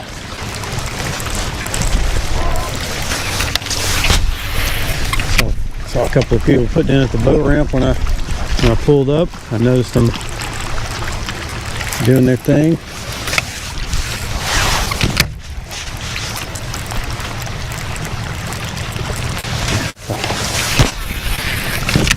Little log right there.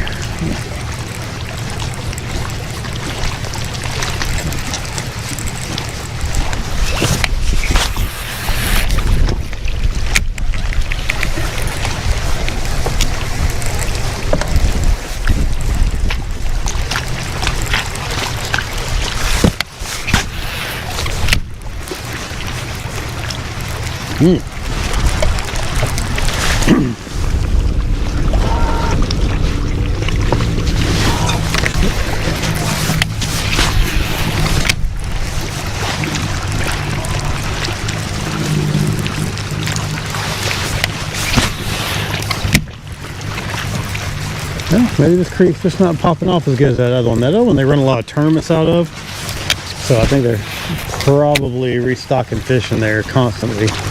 Probably taking them out of here to restock them in there.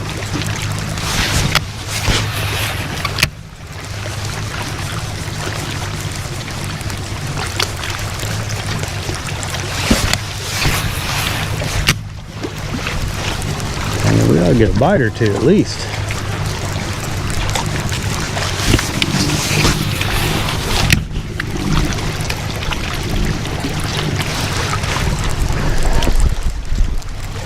Oh, right at the boat. Look at that, right at the boat. Oh, got off. That's all right. I could have slung him in. It's fine when they get off like that. They're all green. They're just going to put a hook in your hand anyway. I believe that was another spot. I believe that was a spotted bass. All right. 2 bites real quick, huh?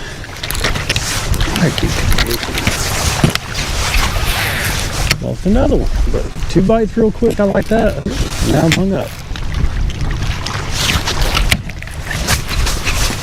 Dang.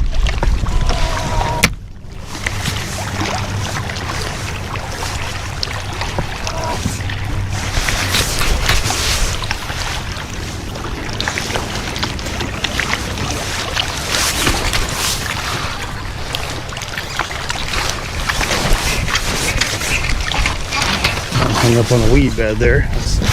They don't like to come free a lot of times. There it goes. All right.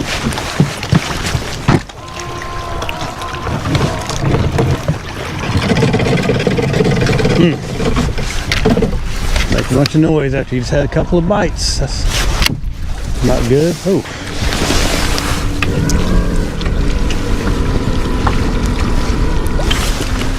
There we go. All right.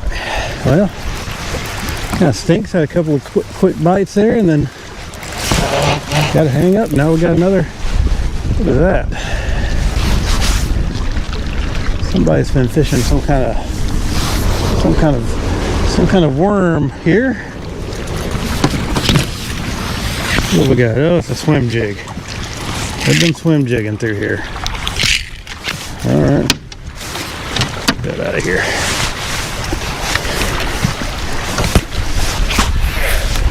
Or too muddy for the swim jig, if you ask me.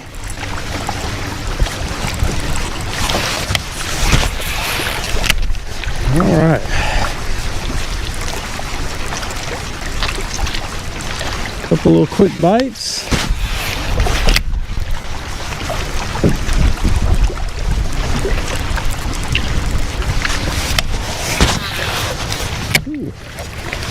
Threw up in a tree. I might have to go get two because it's just a whippy. Come on, man. There it goes. Little whippy branches that doesn't want to break and just flops around.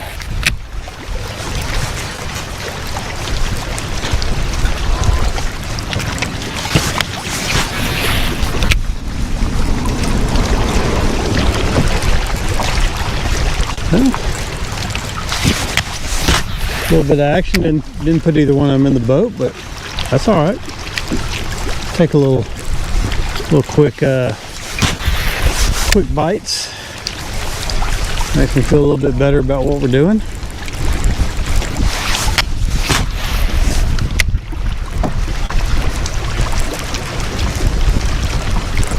Right here is tricky because there's a little point that comes out, and I think I have to go all the way around this stupid point. Can't just cut through this little, just can't keep on the same path that I'm on because it's too shallow. So we got some little laydowns. There may be some fish around these laydowns. Pull right out off the edge there. Yeah. I can see that one.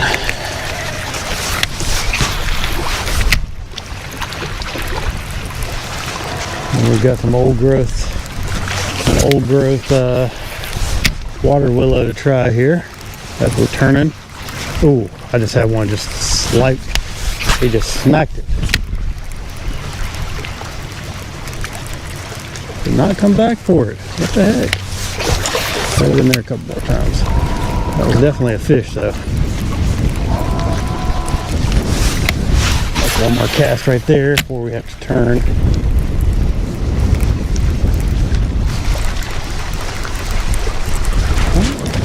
Maybe they come back around. That was the kind of swipe that makes me think I need to be fishing a jig, but this wind will make that tough.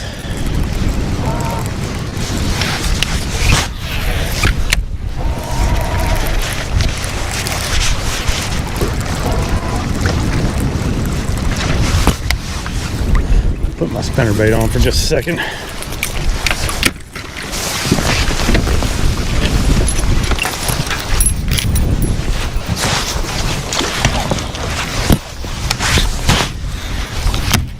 Oh, come on, turn around.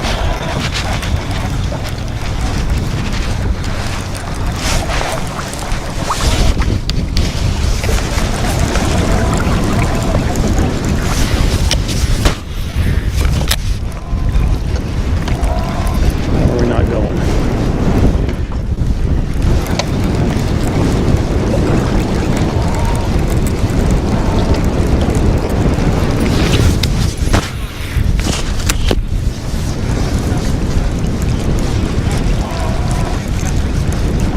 There he is. Oh, good fish. Good fish. Well, not a giant, but we'll take him. Yeah. That's a pretty good fish. Oh, all right. A little spinnerbait bass. There we go. Just switched it up when I'm fishing around that grass. It's a good 3.5 pounder. All right. Yeah, I get a good look at it. The sun's right in my face, so I'm sure you can't see it too good, but anyway, we'll put her back. What's going on here? All right, little spinnerbait action in here. All right. Alright, maybe we just need to change our bait up. That'll make you feel good.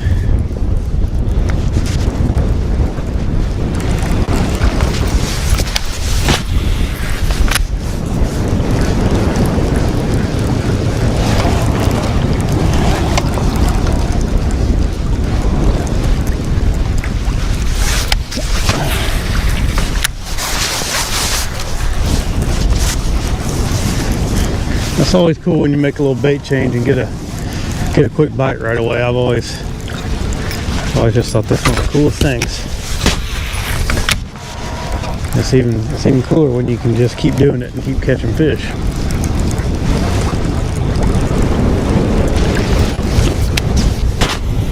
You'll be able to see this little, just kind of a point that comes out off the bank here, and it's got a bunch of old water willow that's been growing up through there.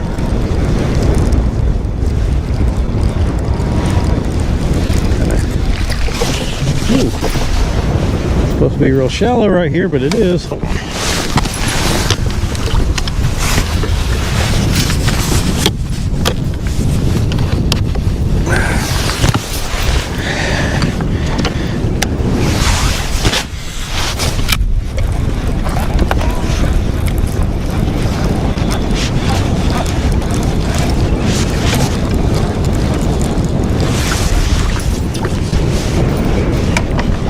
I'm gonna try to just plow our way over this, and then once we get on the other side of it, it gets deep again. All right, come on.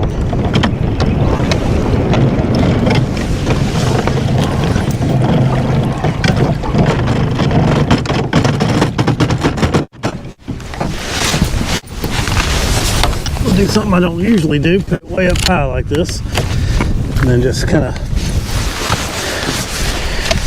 I don't normally do that, but we're gonna have to. We're gonna have to get over it. Chopping up the mud over here.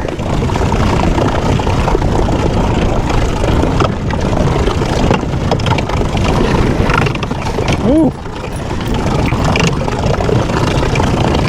Extra shallow right here now.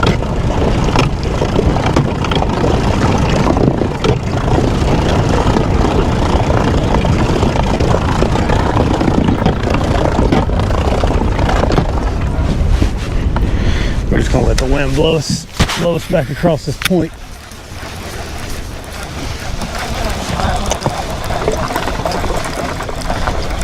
I don't normally do that. I don't like to make noise like this when I'm fishing, but I want them to get across that. Otherwise, it didn't look like.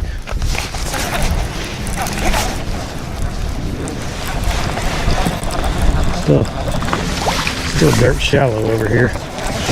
I thought this got a little bit deeper. It's supposed to get deeper right here, but it's not.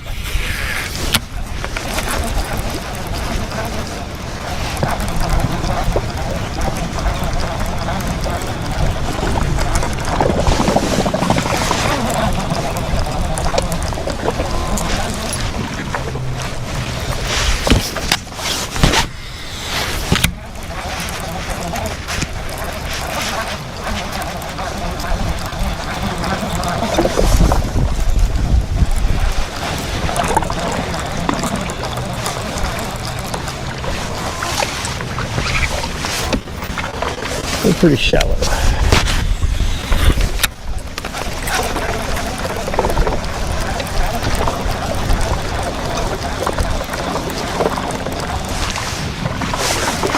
We'll get a little bit deeper.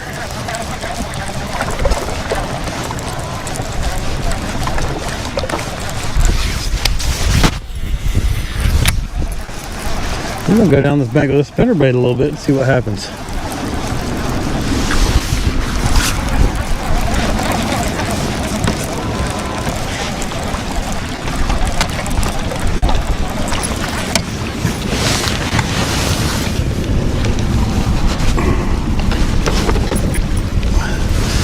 See how that does.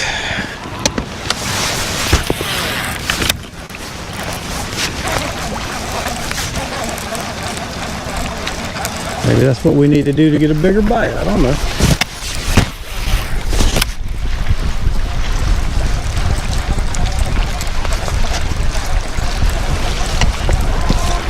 Maybe it was just a fluke.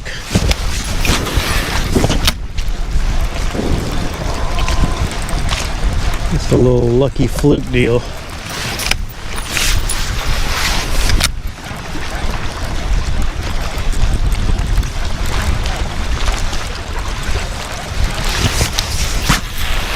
This is just a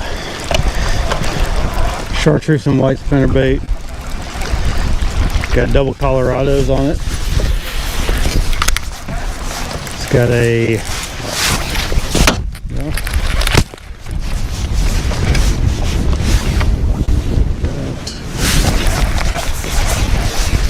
got a copper on the back and a silver on the front. I like the copper for this color water. I've always done good on copper in this lake.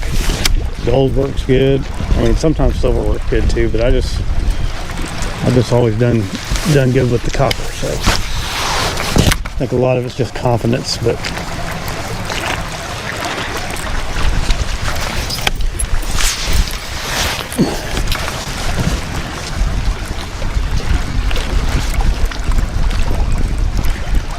we got a little bit more laydowns over here, so that's probably a better bait than that crankbait anyway, because you can put it and kind of swish it through these laydowns and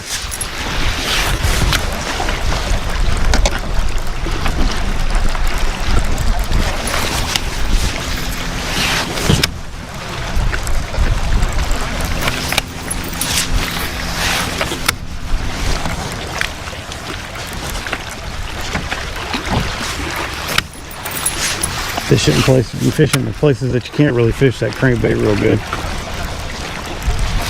And it'll catch them just on a straight nothing bank too.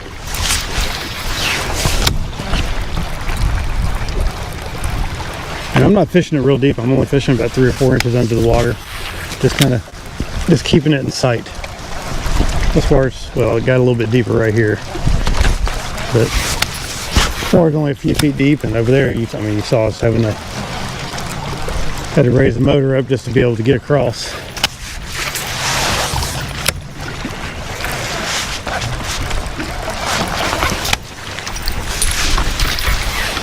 I just kind of pitch it along. Ooh, I got some. I'll get that here in just a second. I got some serious loop in my line there.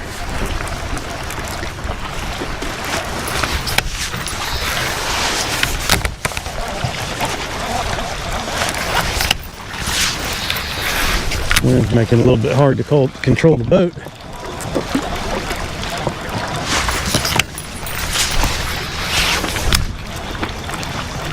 I always find it kind of hard to do it when it's behind you. When it's in front of you, you can kind of let it hold you in place or whatever. But when it's behind you, you just kind of have to point it the best you can and let it roll.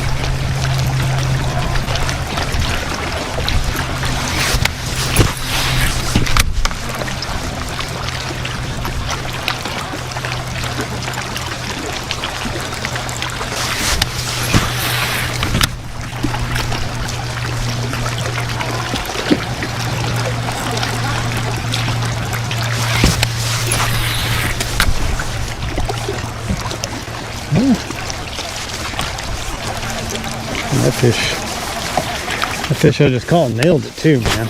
It was I had one. That was a fish. I'll pitch this back in there one more time. If he doesn't bite it, I'm gonna try the spinner. I'm gonna try pitching that jig in there and see if that does anything.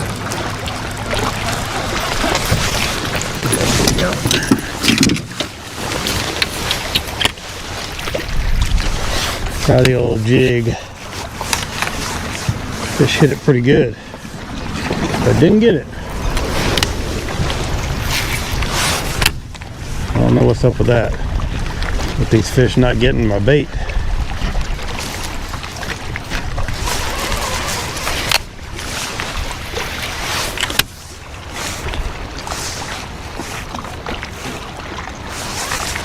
I don't know if they're protecting or if they're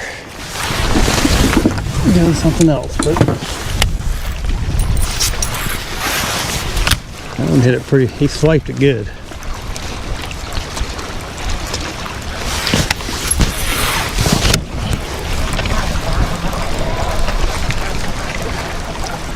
I turn the boat around, I'll have a little bit better chance to probe some of that stuff the way I want to.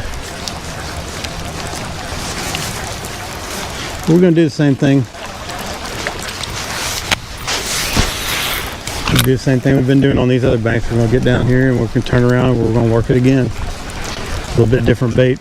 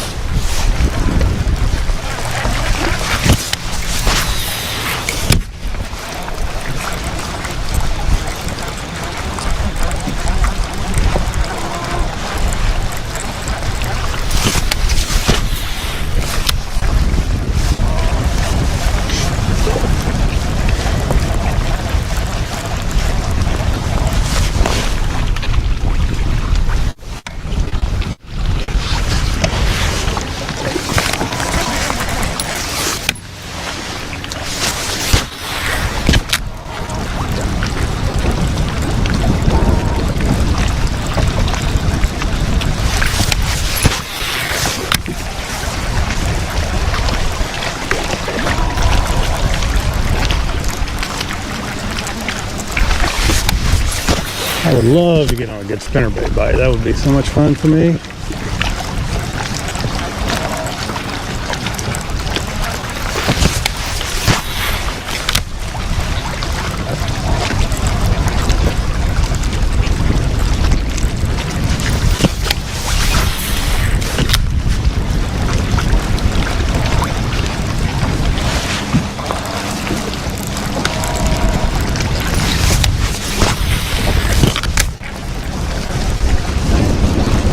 Go to this dock, then we're going to turn around and we'll try it again.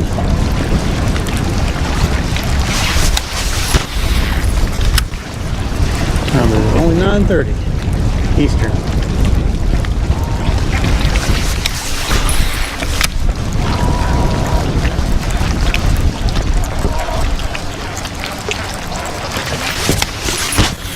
Some guys out there shooting for some crappies. Like it's the crappie capital of the world, if you believe the advertising. Here we go.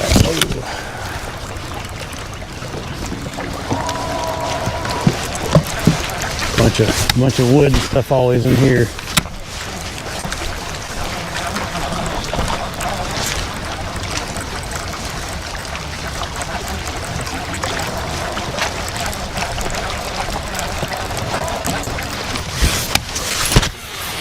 A lot of guys just fish this outside stuff. I like to make, when I fish stuff like this, I like to get in there and make a cast behind the dock if I can. There's a lot of stuff in here, so you can pretty well feel like anywhere you're casting, you might have a shot at getting a bite.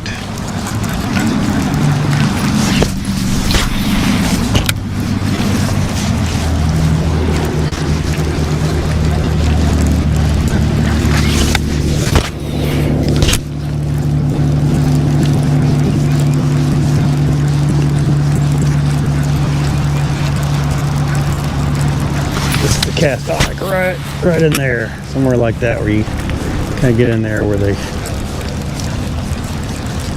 get up between the,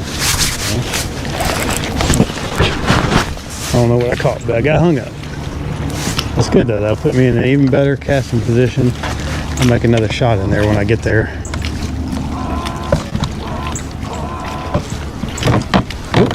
trying to get in there. Can't see what I'm hung. Okay, we're around it. All right, there we go. All right, so now just take it. Kind of keep it up when you do that because you don't really want to get hung up and have to figure out how to get that unhung. That's just a place, you know, not too many people are putting their bait.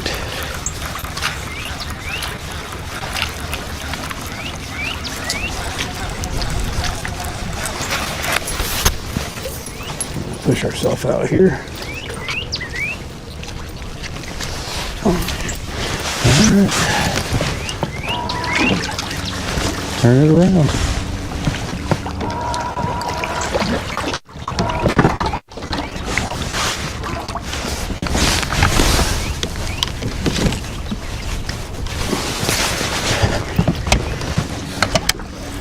Put our crankbait back on until we get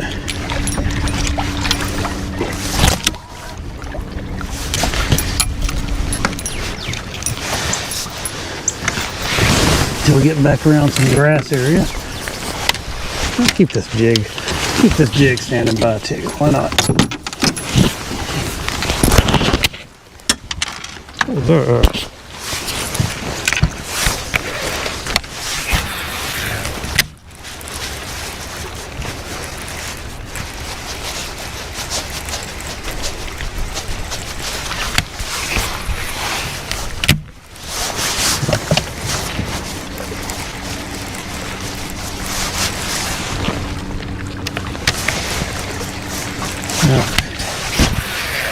Back on our crankbait deal here.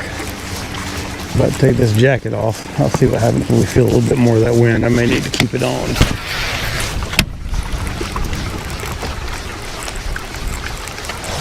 When we get back to where that brush is, I'm going to put that spinnerbait back on because I just feel like that's the right bait for fishing around that brush.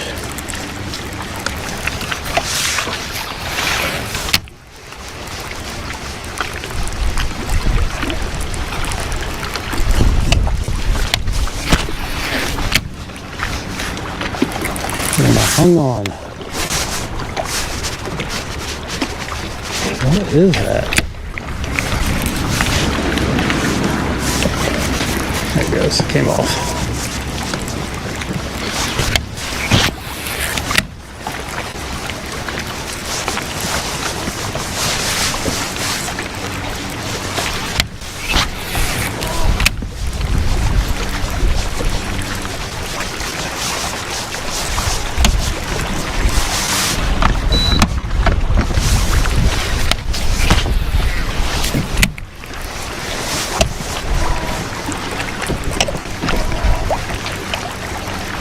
Gotta be on your game when you're fishing this wind like this. It'll put you into the bank if you're not paying attention.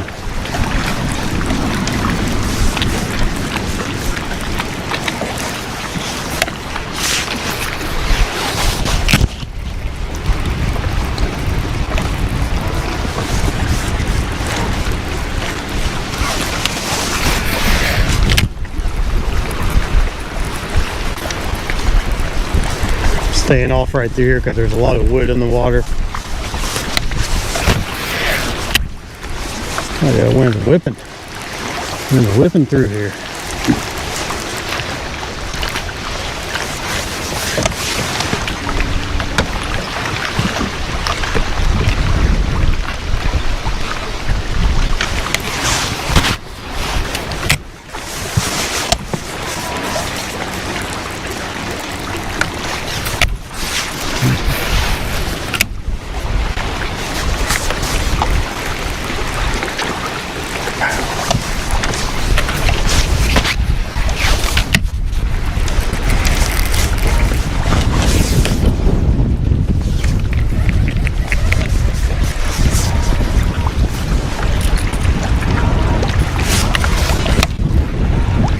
Look at this. This wind's just beating this bank up. Yeah, to me that doesn't seem like a good recipe for fish, but we're gonna work back down this bank with our spinnerbait, and then we'll go around to the other side where it'll be a little bit calmer and see if there's anything going on over there.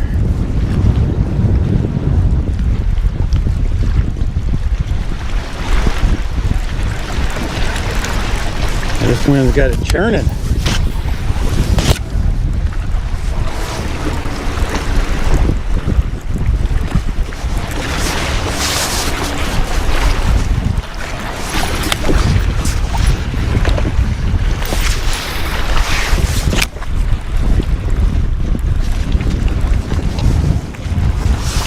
That's usually not a good thing for shallow water fishing when it's hitting the bank like this.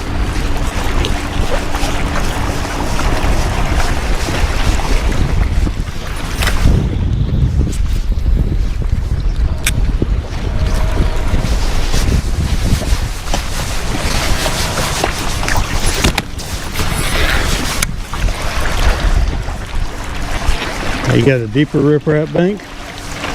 Sometimes this can be good, but normally not good for shallow water fishing. And this water's already dingy.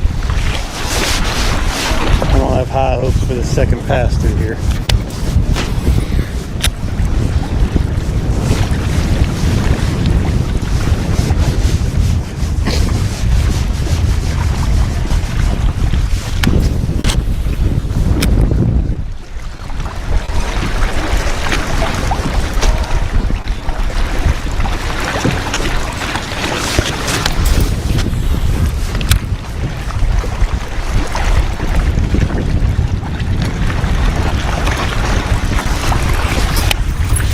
The only good thing is that we're going into it now, so it's a little bit easier to control the boat. Yeah, this is not what you want, but maybe something will surprise me.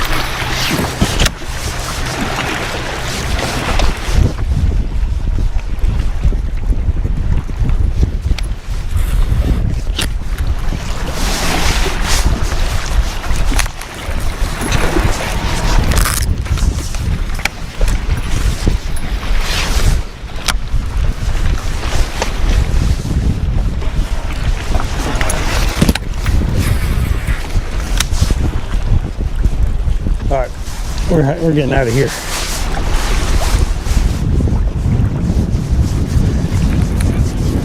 Just bear with me. We're gonna crank up and go around this corner, and then we'll start back. Ooh.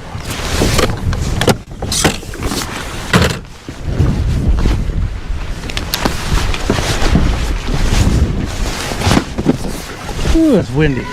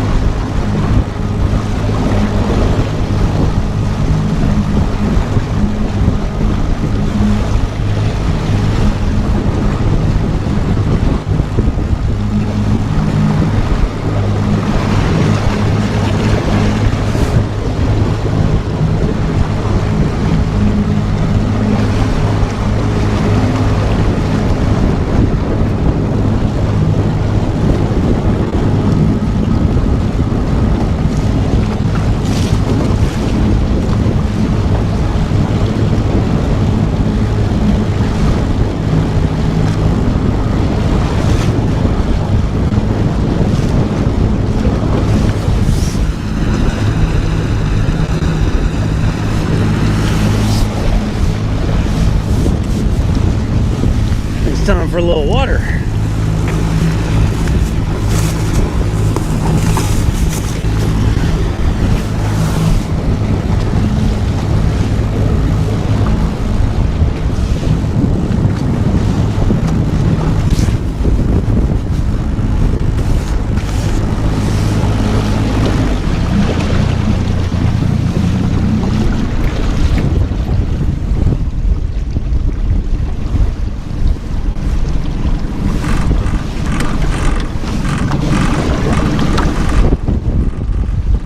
Got out of the channel.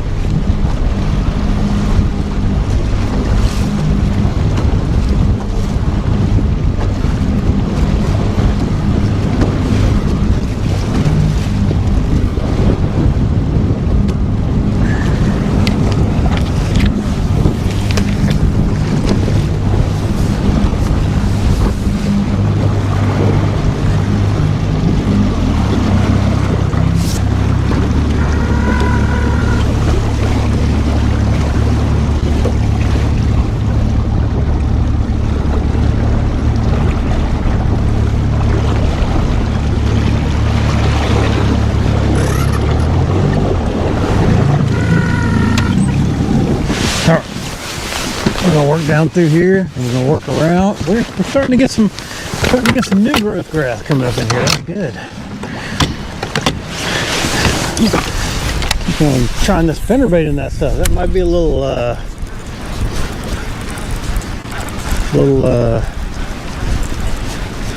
unknown pattern going on here. Yeah, it's dirt shallow, but yeah, we're hitting bottom. I'm not even touching the trolling motor and we're hitting bottom.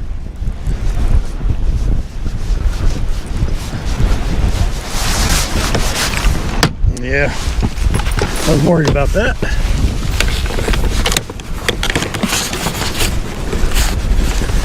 get us off this.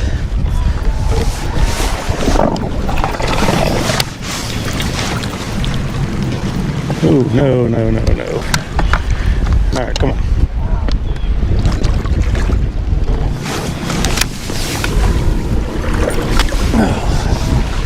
All right.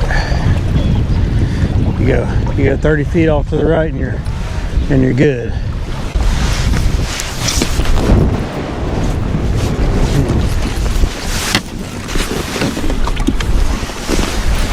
All right. Now we're good. All right. Drop a trolling motor back down. Fish a shallow lake like that. That's gonna happen. Happens a lot. To me anyway. A lot of these guys don't even brave it, I don't think.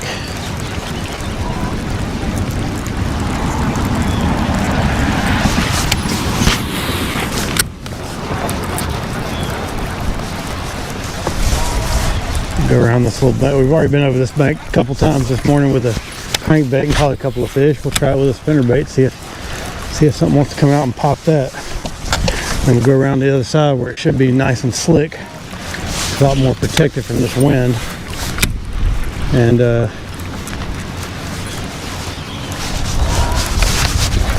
maybe we can get a couple bites over there. Hoping this wind wasn't going to be a factor today, but there he is, good fish. But it has been. There we go. Oh no, I broke my spinnerbait. Dang. There we go. All right. Made a little move, caught a little fish. But at what cost? At what cost? Broke the wire on my spinnerbait. So, see if we got something similar we can tie on here.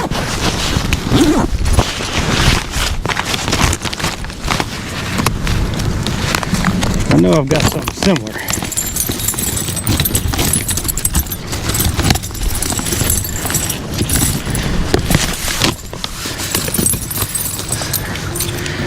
Actually, what I'm going to do is I'm going to tie on something that's exactly like what I was using. I got to change a blade out. Do a quick blade change and we'll be back in business.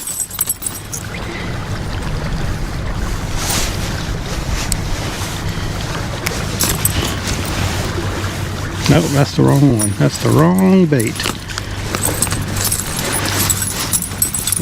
Right there.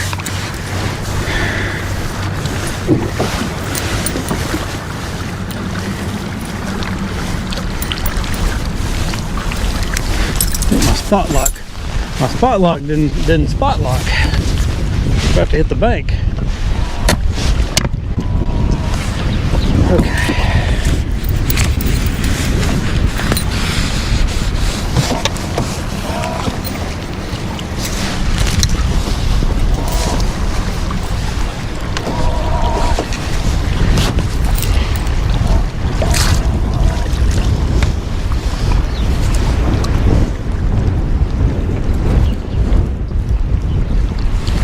This kind of stuff always happens when you're in a place where it's hard to hold the boat.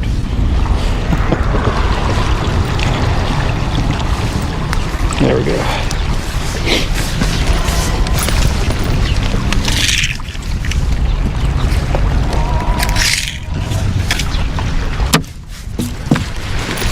All right.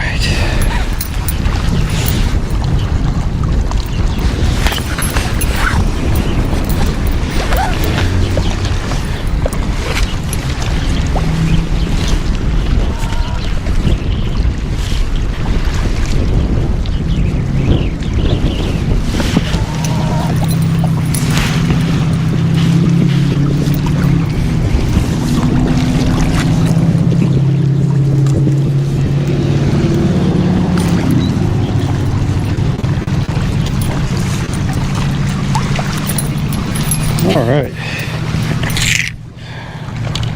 think we're back in business now. Same deal. Got a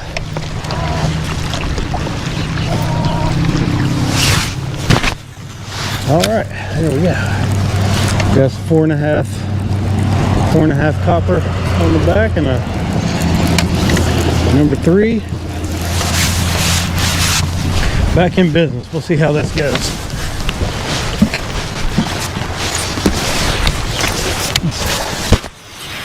Maybe we can. About to lose my mic there.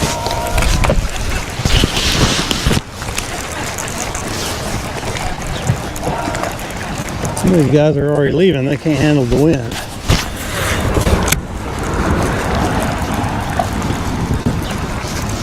More fish for me.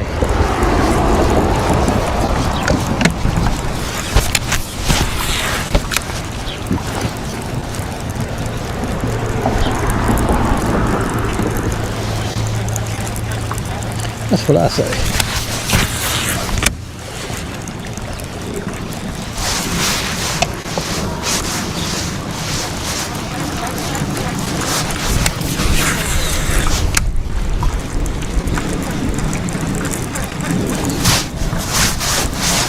Bring around this.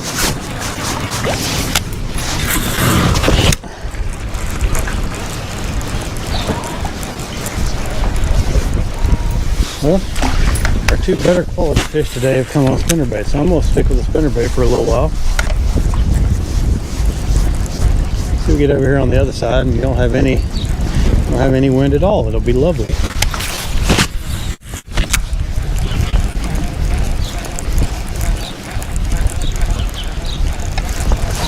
It's quite a bit shallower on this side.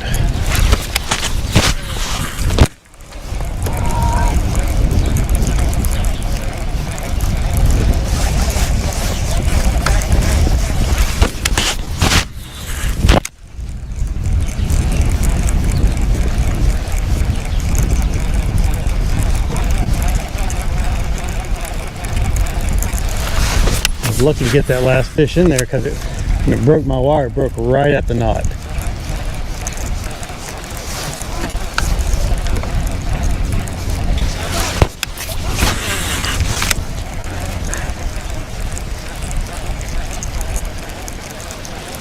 Well,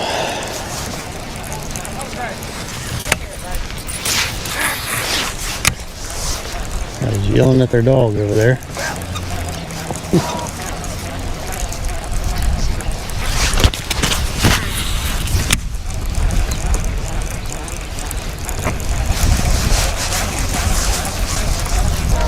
Might be a better side for a crankbait, but we're gonna stick with the spinnerbait since we got a couple of better bites.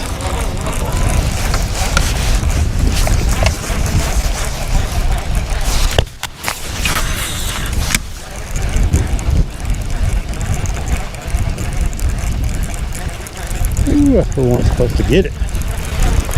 Just slam that thing right there.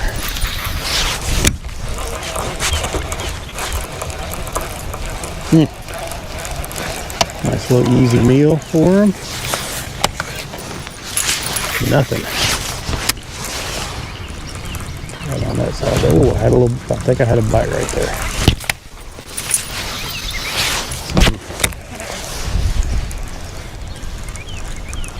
I'm gonna come back.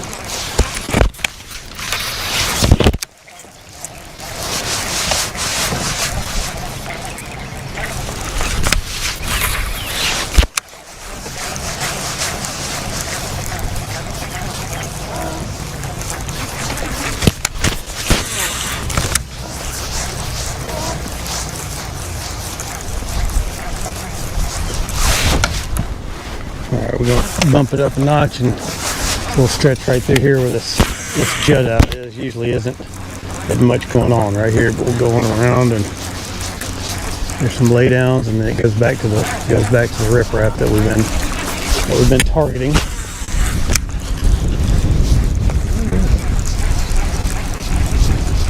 A couple of little brush piles you can see. When I get turned here, you can see that culvert off in the distance. Now I don't know if I can. I'm gonna try to get over there. It might be too shallow.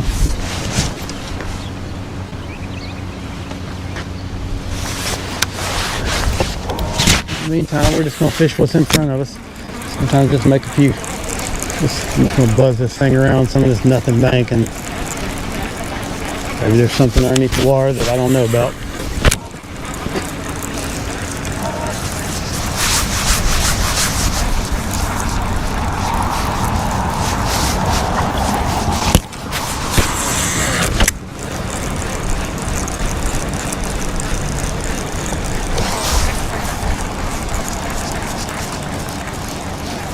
Some white spinnerbait that I'm using.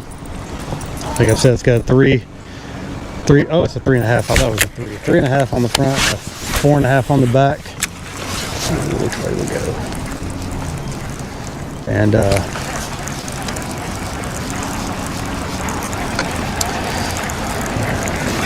it's got a living rubber skirt, which I really like over silicone. I've never been a real big fan of the silicone. I just thought, oh man, I got a boat in front of me.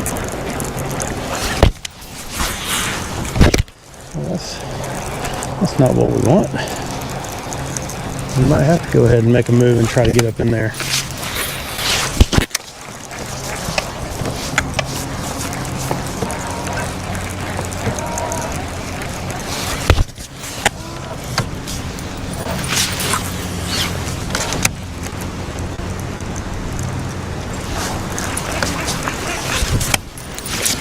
Yep. Alright, there's a boat in front of me, so I'm gonna go ahead and crank up and see if I can get to that culvert out of this bank. Might go fight with him.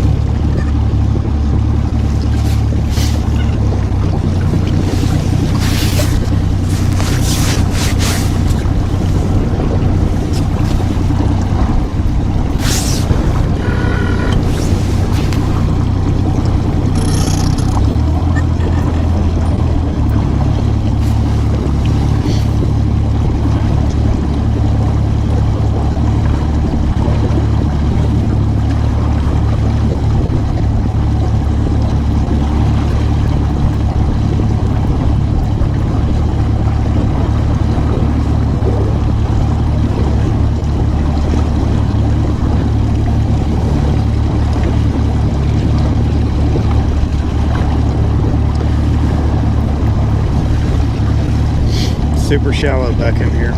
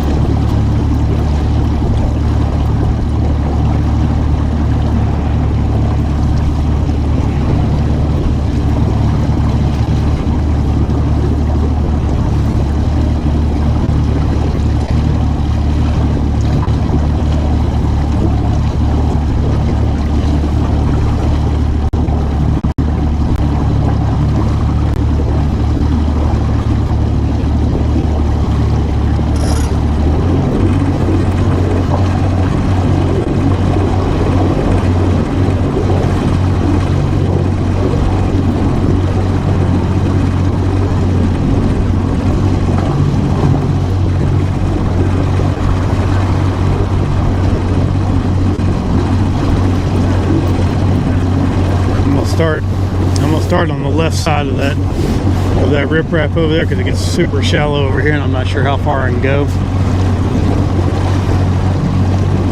Start on that, go as far as I can, turn around, come back, and then work back up the bank.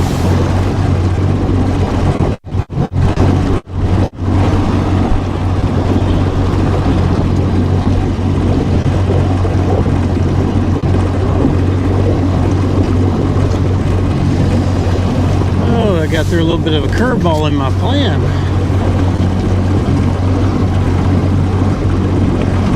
That's all right though. So the fish finder says 2 feet deep right here, so I go ahead and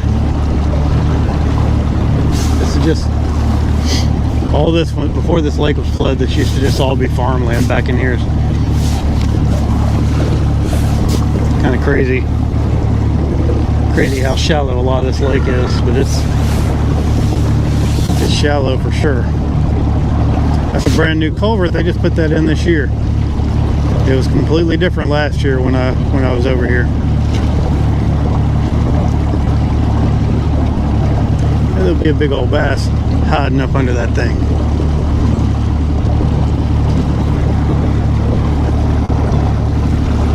We'll go down it with a spinnerbait. We'll come back with a crank, maybe.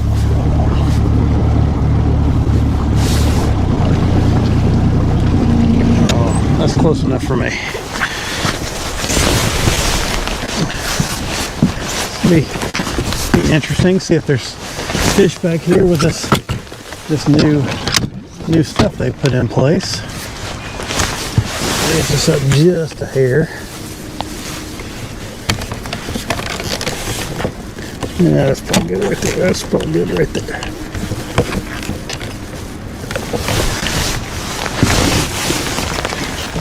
All right.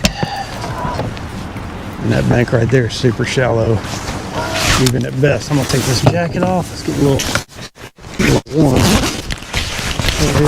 Hopefully it's not so cold.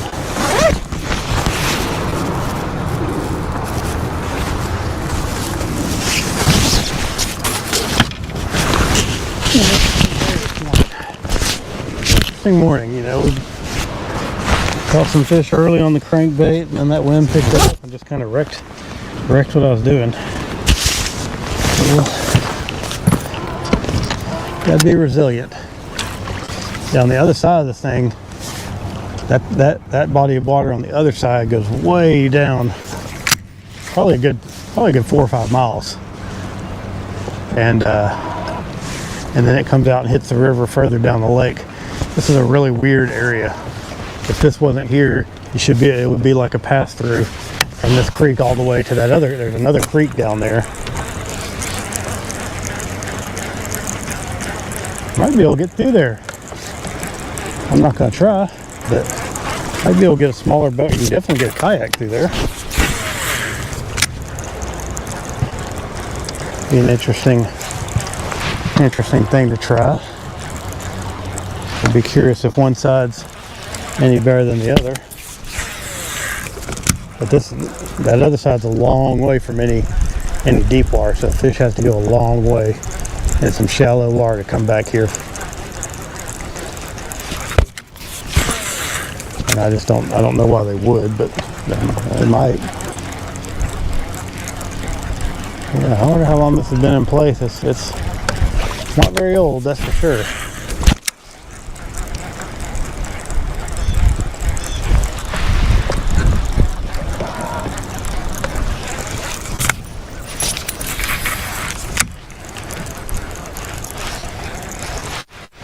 It looks like they didn't really build this up with any new rock. They just put a bunch of sandy looking dirt on top of it, which is kind of strange.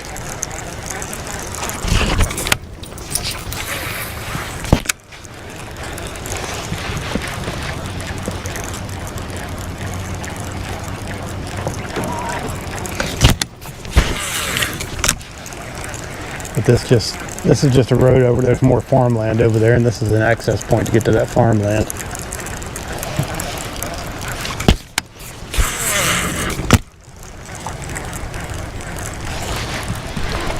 It's probably part of the deal when they flooded out the lake. They had to make that concession. There's some good stuff up and down this bank, but I'm not seeing as much of it now. It may be covered up.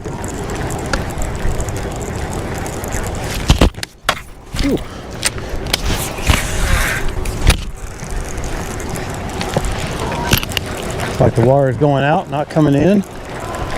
Sometimes you'll see it coming this way, but this right now it's definitely going the other way.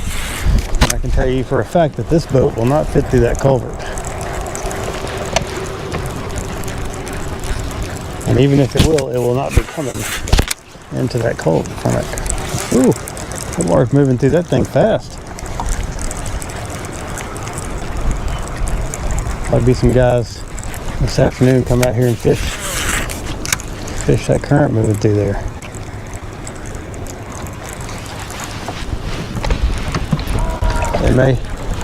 Those fish may go back and forth depending on which way the water's moving. That tells me that they're not flooding this lake right now, because if they were flooding it, it'd be coming the other direction. That's going downstream. Yeah, we got some.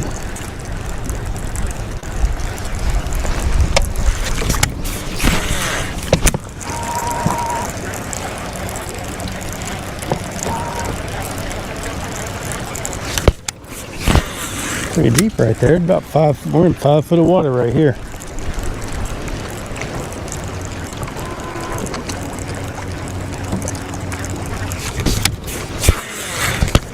There'll be some fish posted up on this thing. If they're not spawning on it, that'll be posted up just getting stuff that's flowing through.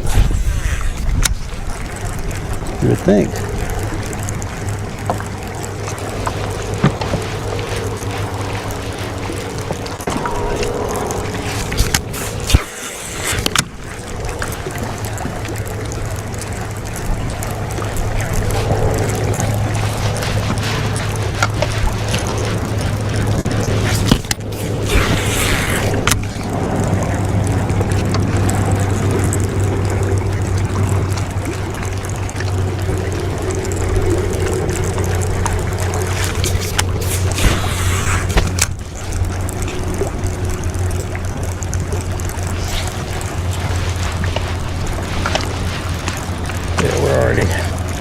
We're already getting pretty shallow here. We're sitting at a foot.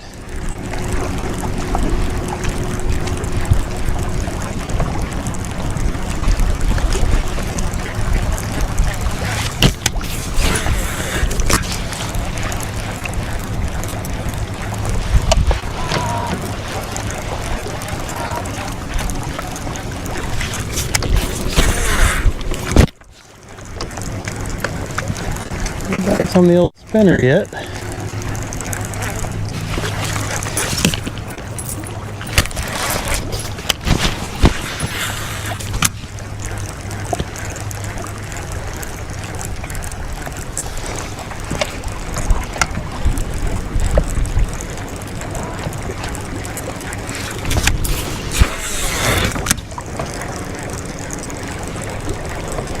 Come back through here with the crankbait and see if anything's doing, and then we'll cross back over. Still got a little ways to go, it looks like, on this bank.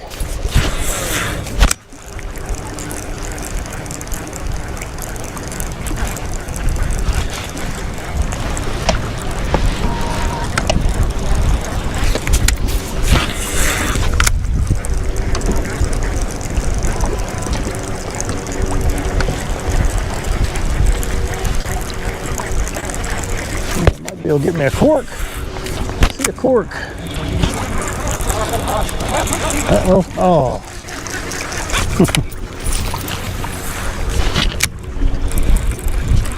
See if we can get it. Got it. All right. First cork of the day. All right.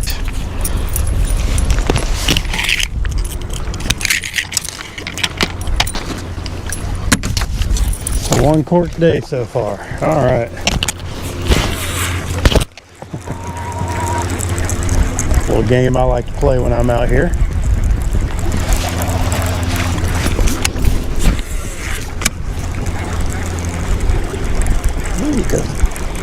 Some good bottom there. We're about to be about as far as we need to go. I'm watching behind the boat to see if I'm starting to kick up mud. As soon as that happens, we're turning around.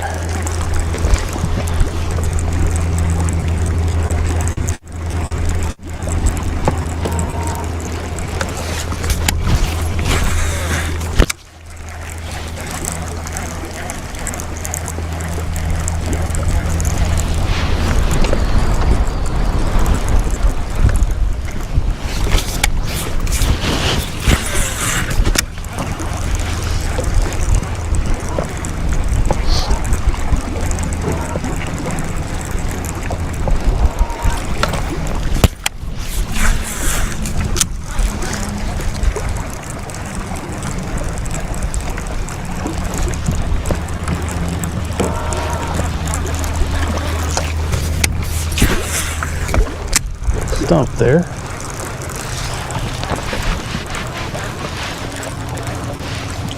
Alright, seeing some mud, time to turn around. We're gonna change baits. Yep, there we go, we're hitting bottom.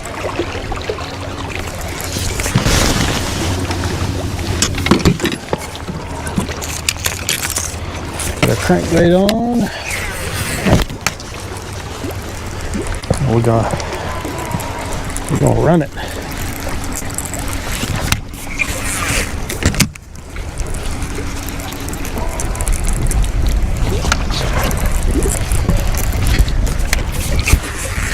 We'll cover some water up in here.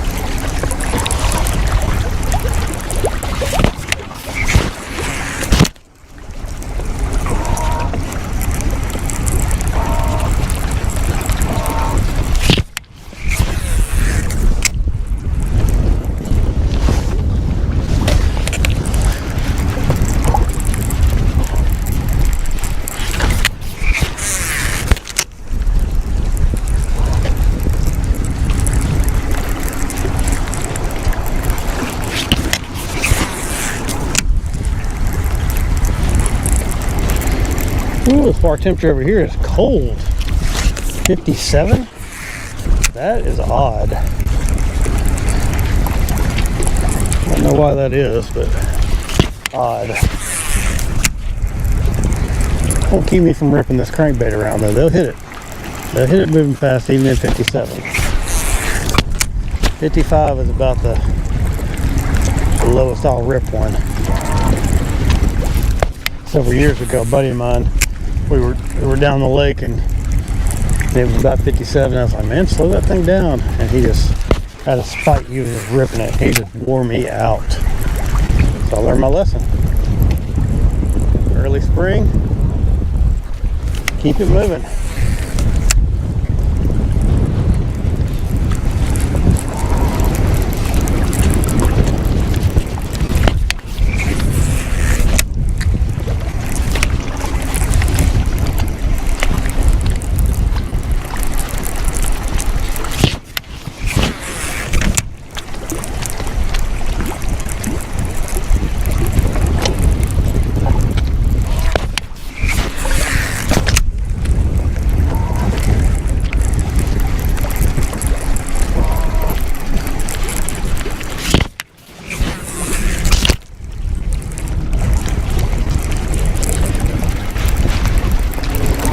I think get at least one bite down this bank. I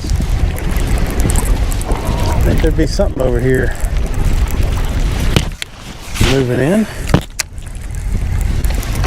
So far, de nada.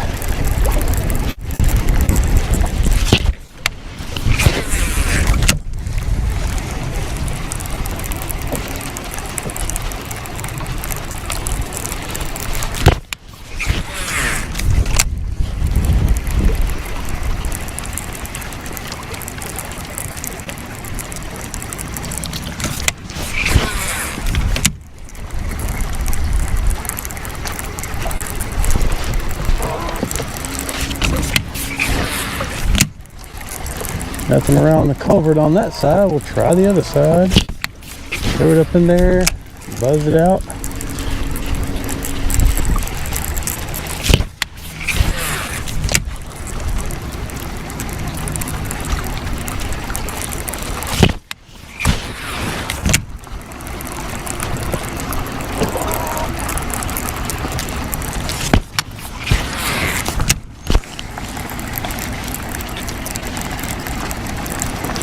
Might have some guys coming in here to fish now.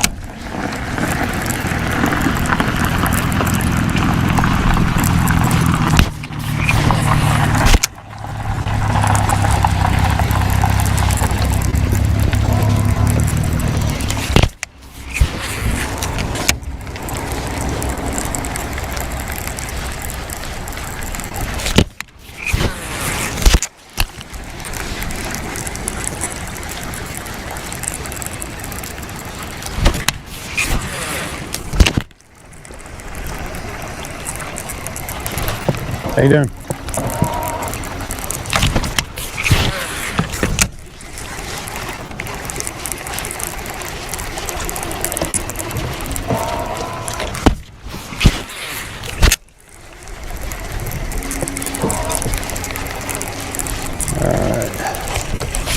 fish at this little lay down and we'll cross over.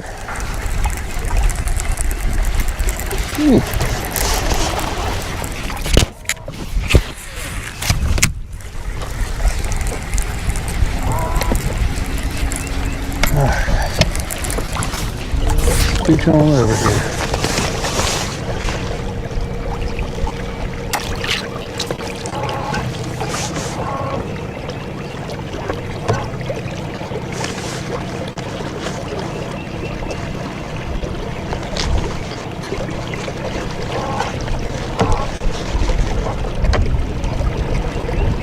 I don't know if old boy's hung up on that hump out there. He's just gonna turn around and work on down. That's fine with me. I'll fish right behind him with this stuff. He's just worming.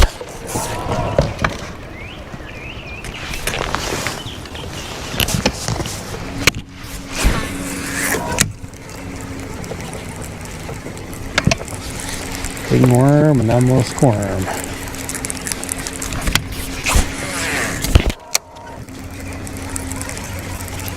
A good hard bottom bank right here. Don't get a lot of sunshine though, so I don't know if fish will, I have caught some fish on the other end.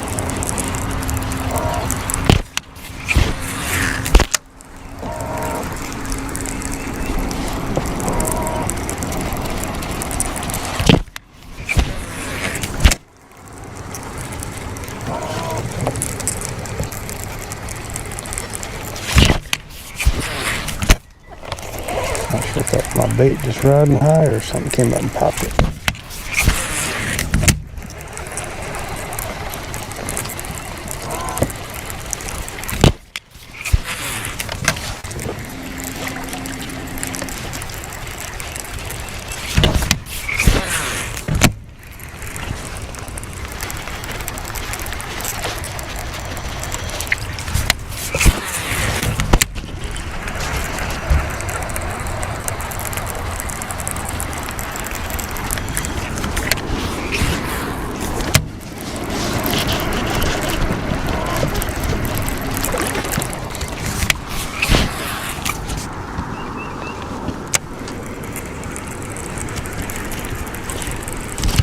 Did that on Chickamauga one time with this exact bait on the lay down log, and I caught an 8-9.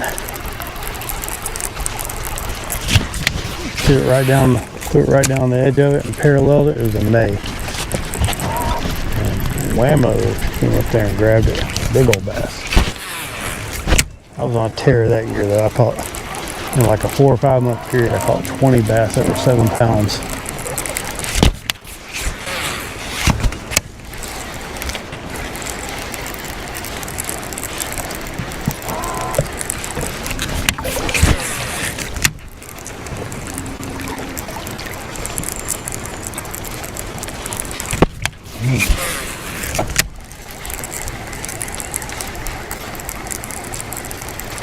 Chickamauga is a good big bass lake, but I just get so much pressure, so many not just fishermen either. It's just you get wakeboard boats and yachts and jet skis and it's just a lot of people out there on the lake. Feels dangerous a lot of times.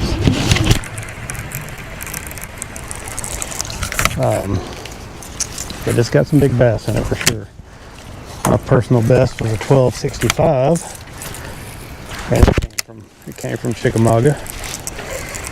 We were in a tournament when I caught it. That was pretty cool. I remember that's the only fish I've ever caught over 10 pounds. So, and that's the fish that's in the picture of my profile. That was a 12. What happened there? 12.65er. We were in a 3-fish tournament. We had a 12, a 7, and a 4. And we had 23 pounds for 3 fish.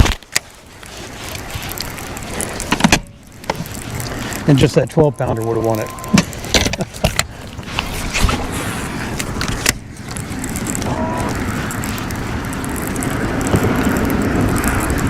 That was a weird day.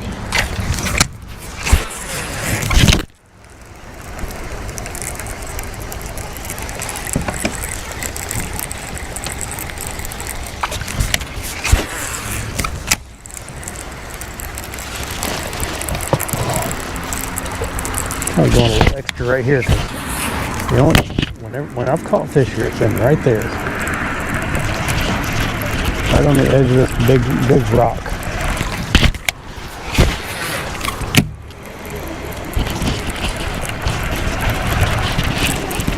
Did I get one today? No.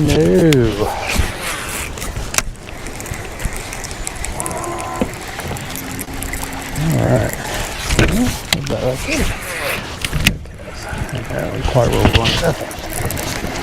Just kind of giving this guy a little time to get down the bank too. I feel like this drag just loosens up as I go through the day. I don't know if this. I don't want it to be that tight.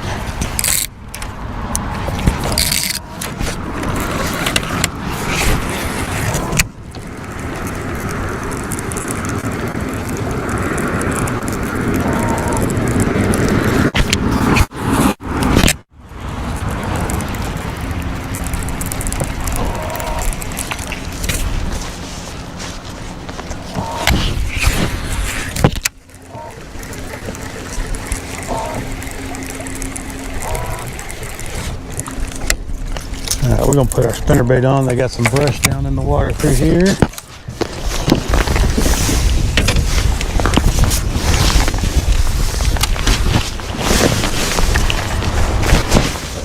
Get a quick drink of water before we carry on.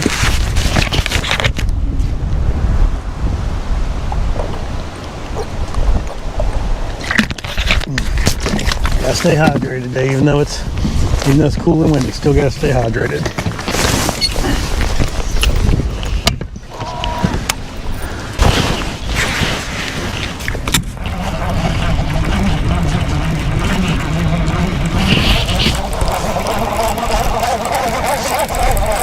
Cold and wind will wear you out too. It'll dry you out and you won't even know it.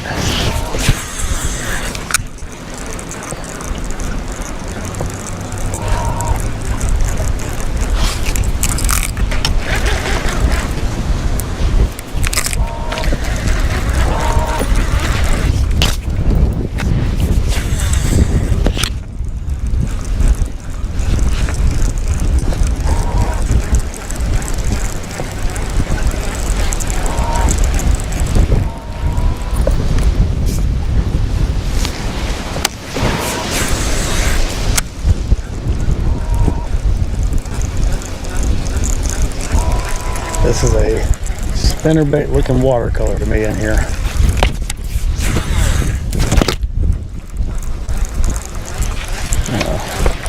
Let's see if the fish agree or not. They probably won't, but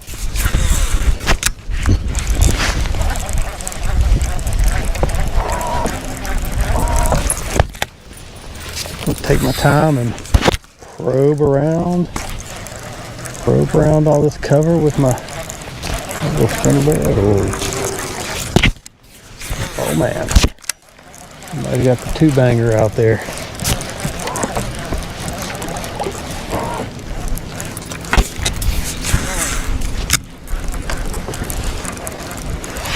Get that silent entry.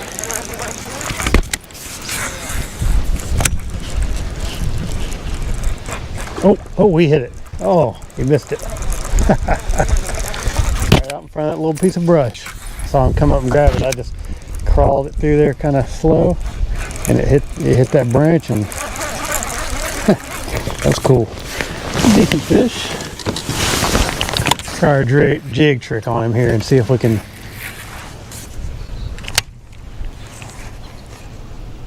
see if he comes back and finds that jig.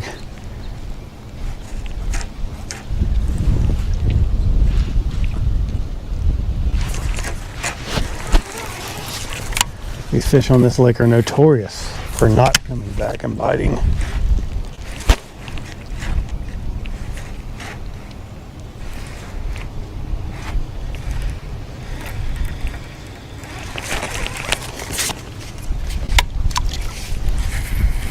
Make one more little pitch in there and just kind of shake it a little bit. It's got some rattles on it, so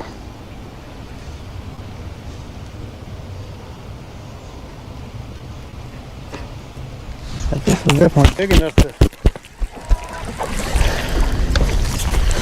He's gotten this spinnerbait, he just missed it.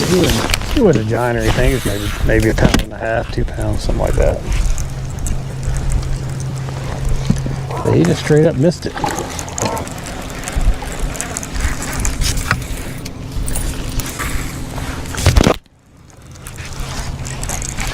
Yeah, I messed it up that time. Hey, I'm not fishing it real fast. I'm fishing it within sight. That's what I like to do. Just fish it where it just kind of, where the light of the blade just kind of makes a halo.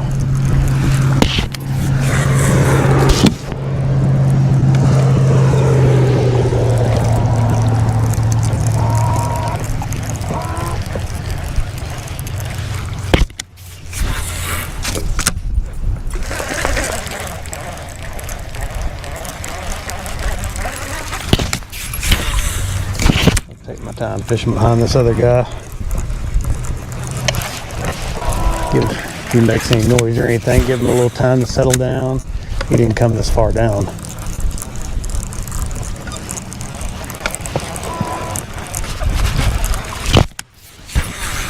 Almost into April already. It's still a little cool though. I thought it was gonna get really warm and stay warm, but it didn't. It does what it does down here. It teases.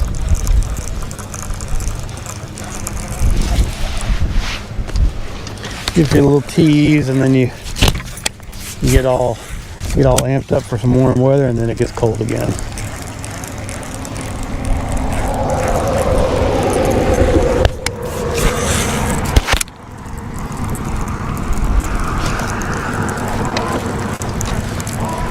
Lots of brush down through here, so maybe this spinnerbait will do a little damage when we.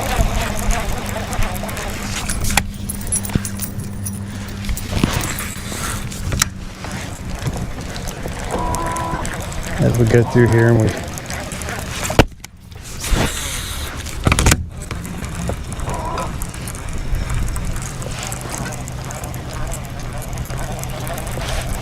fish was right out on the end of on a piece of brush, so, and I had a couple other bites that fish were doing that too, so maybe that's the thing.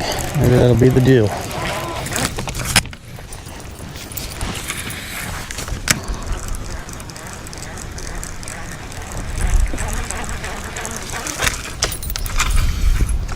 Right there. No taker. I mean, I just try to run this thing through any little lane that I can see. Just bump a little stump, make some dust come, or not a stump, just anything you can bump with the bait. Just make it kind of make a little dust cloud come off of it. Run it through any lane you can. That's just work it.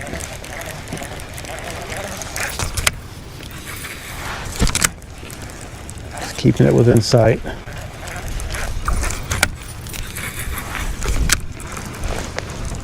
I'm doing it the Jimmy Houston way, little short pitches, 20 foot cast for him is a long cast. He said back in the day he used to just make a little 5-footers, just flipping it out in front of the boat. Of course, lakes were a lot muddier back then, and they had a lot more cover in them. So get away with stuff. This lake's probably not anywhere near as muddy as the lakes where he was doing that.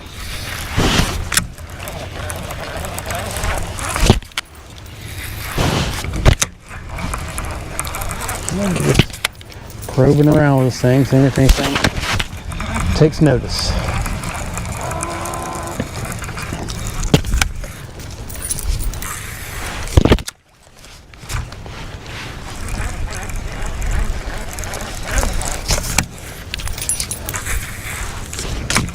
So far, one has taken notice. Now, right up here, there's a weird little point that comes out, and it is ultra shallow. It's shallow even when the water's up. So I gotta be careful when I get up here to kind of make sure that I go out and around it.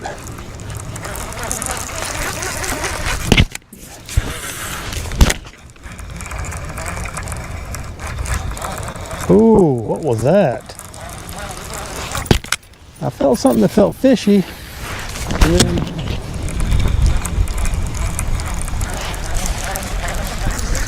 I just bumped a carp or a big catfish or something.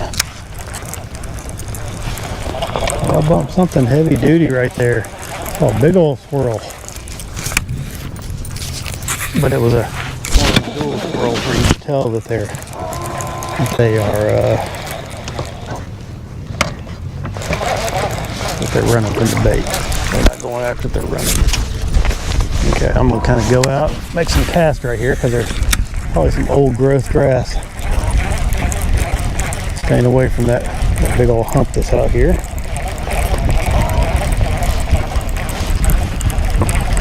That will eat your bait alive, or eat your boat alive, not your bait.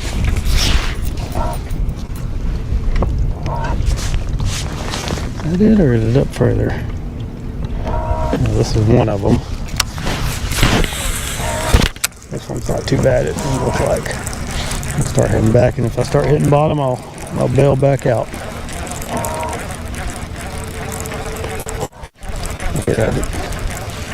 There's one of these little spots that's ridiculously shallow. You can see where the grass grows on it.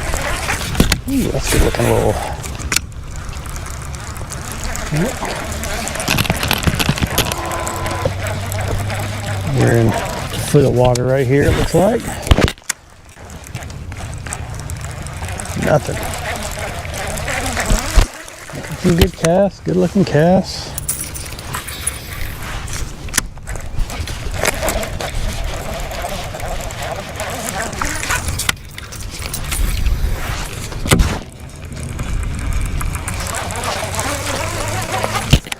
Good cast, no bass.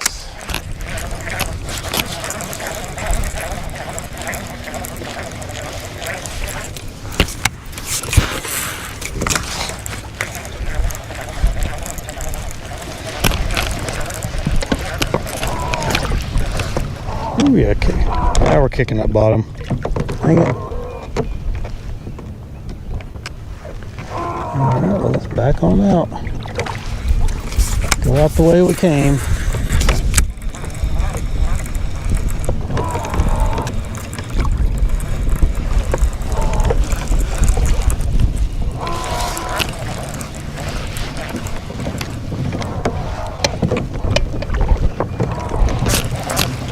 What in the world?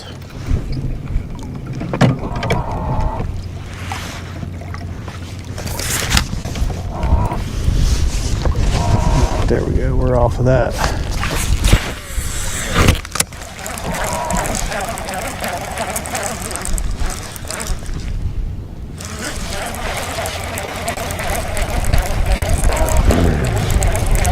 Oh, good.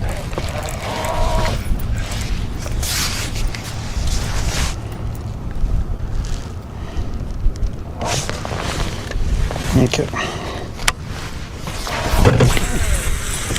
Yep, still out here shallow, huh? I thought I was past it. I'm not past it yet, am I? Nope. Go out the way we came.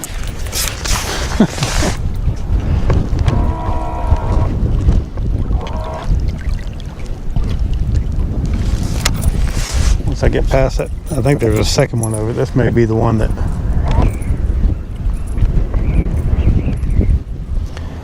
causes me all the problems. There's another one up here, it looks like. There's another one up here that causes me some problems too.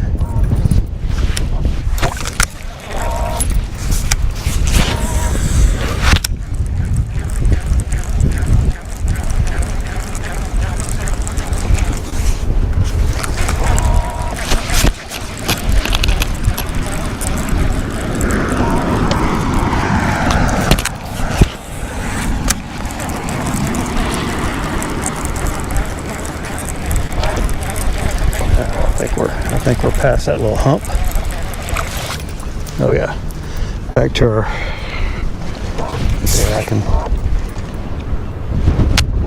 can tell we're past it. It's still shallow in here, but it's not like that.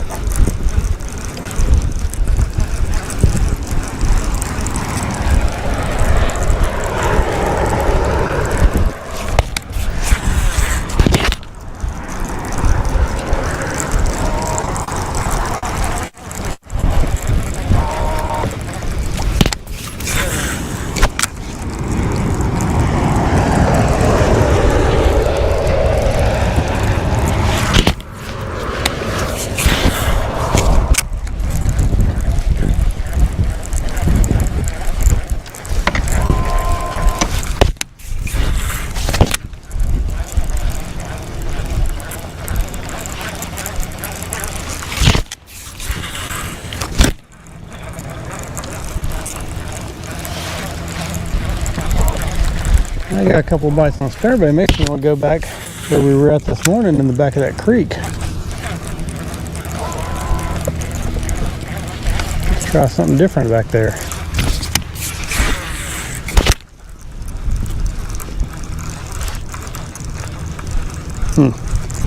Supposed to be one right there now.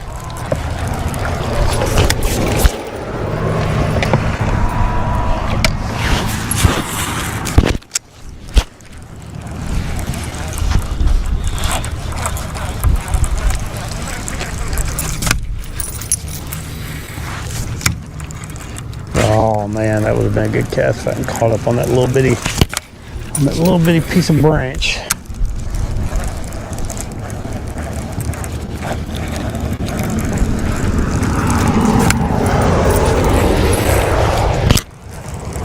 Try that one more time. Nothing there on that one. Gonna work around this little brush pile.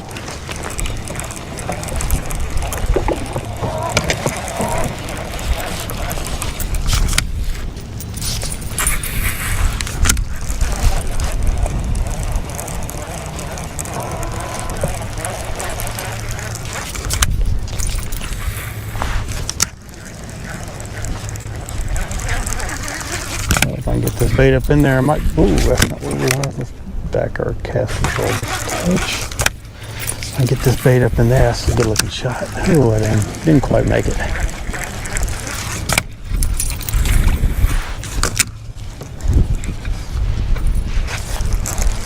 And little hanger overs. Catching my line.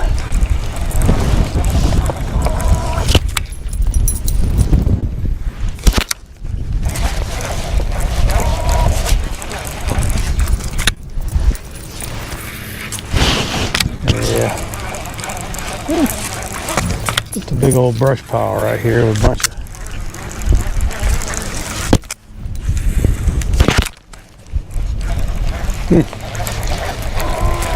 we got one bite in there.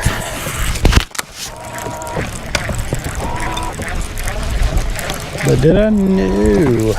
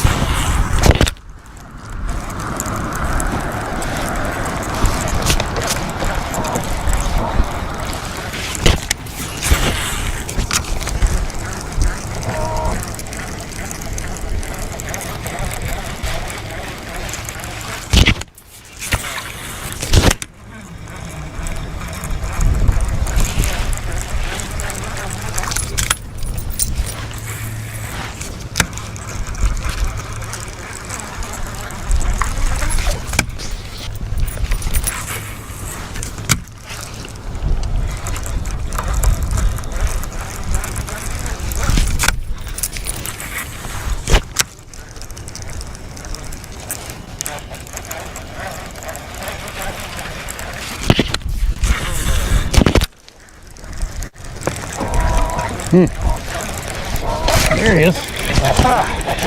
Way off the bank. Good one too.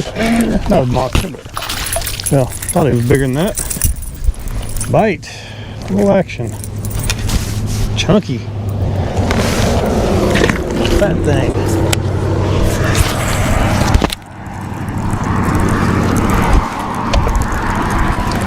fat thing. Put it way off the bank too. That was surprising.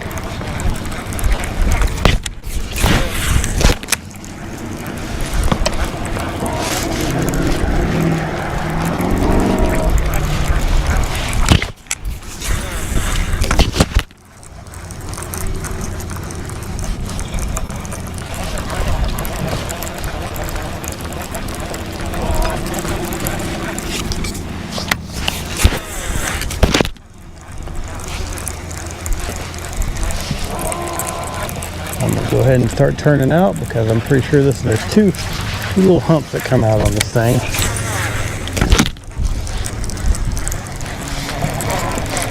And they will eat your trolling motor alive, and this is the other one.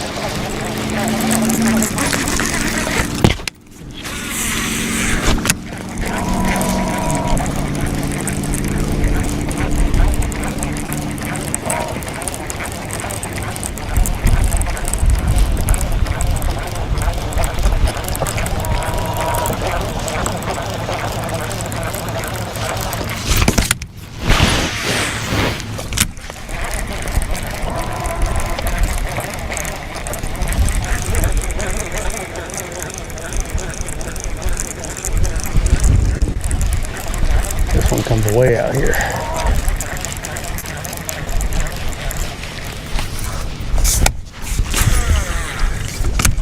All right. That's a 10:30.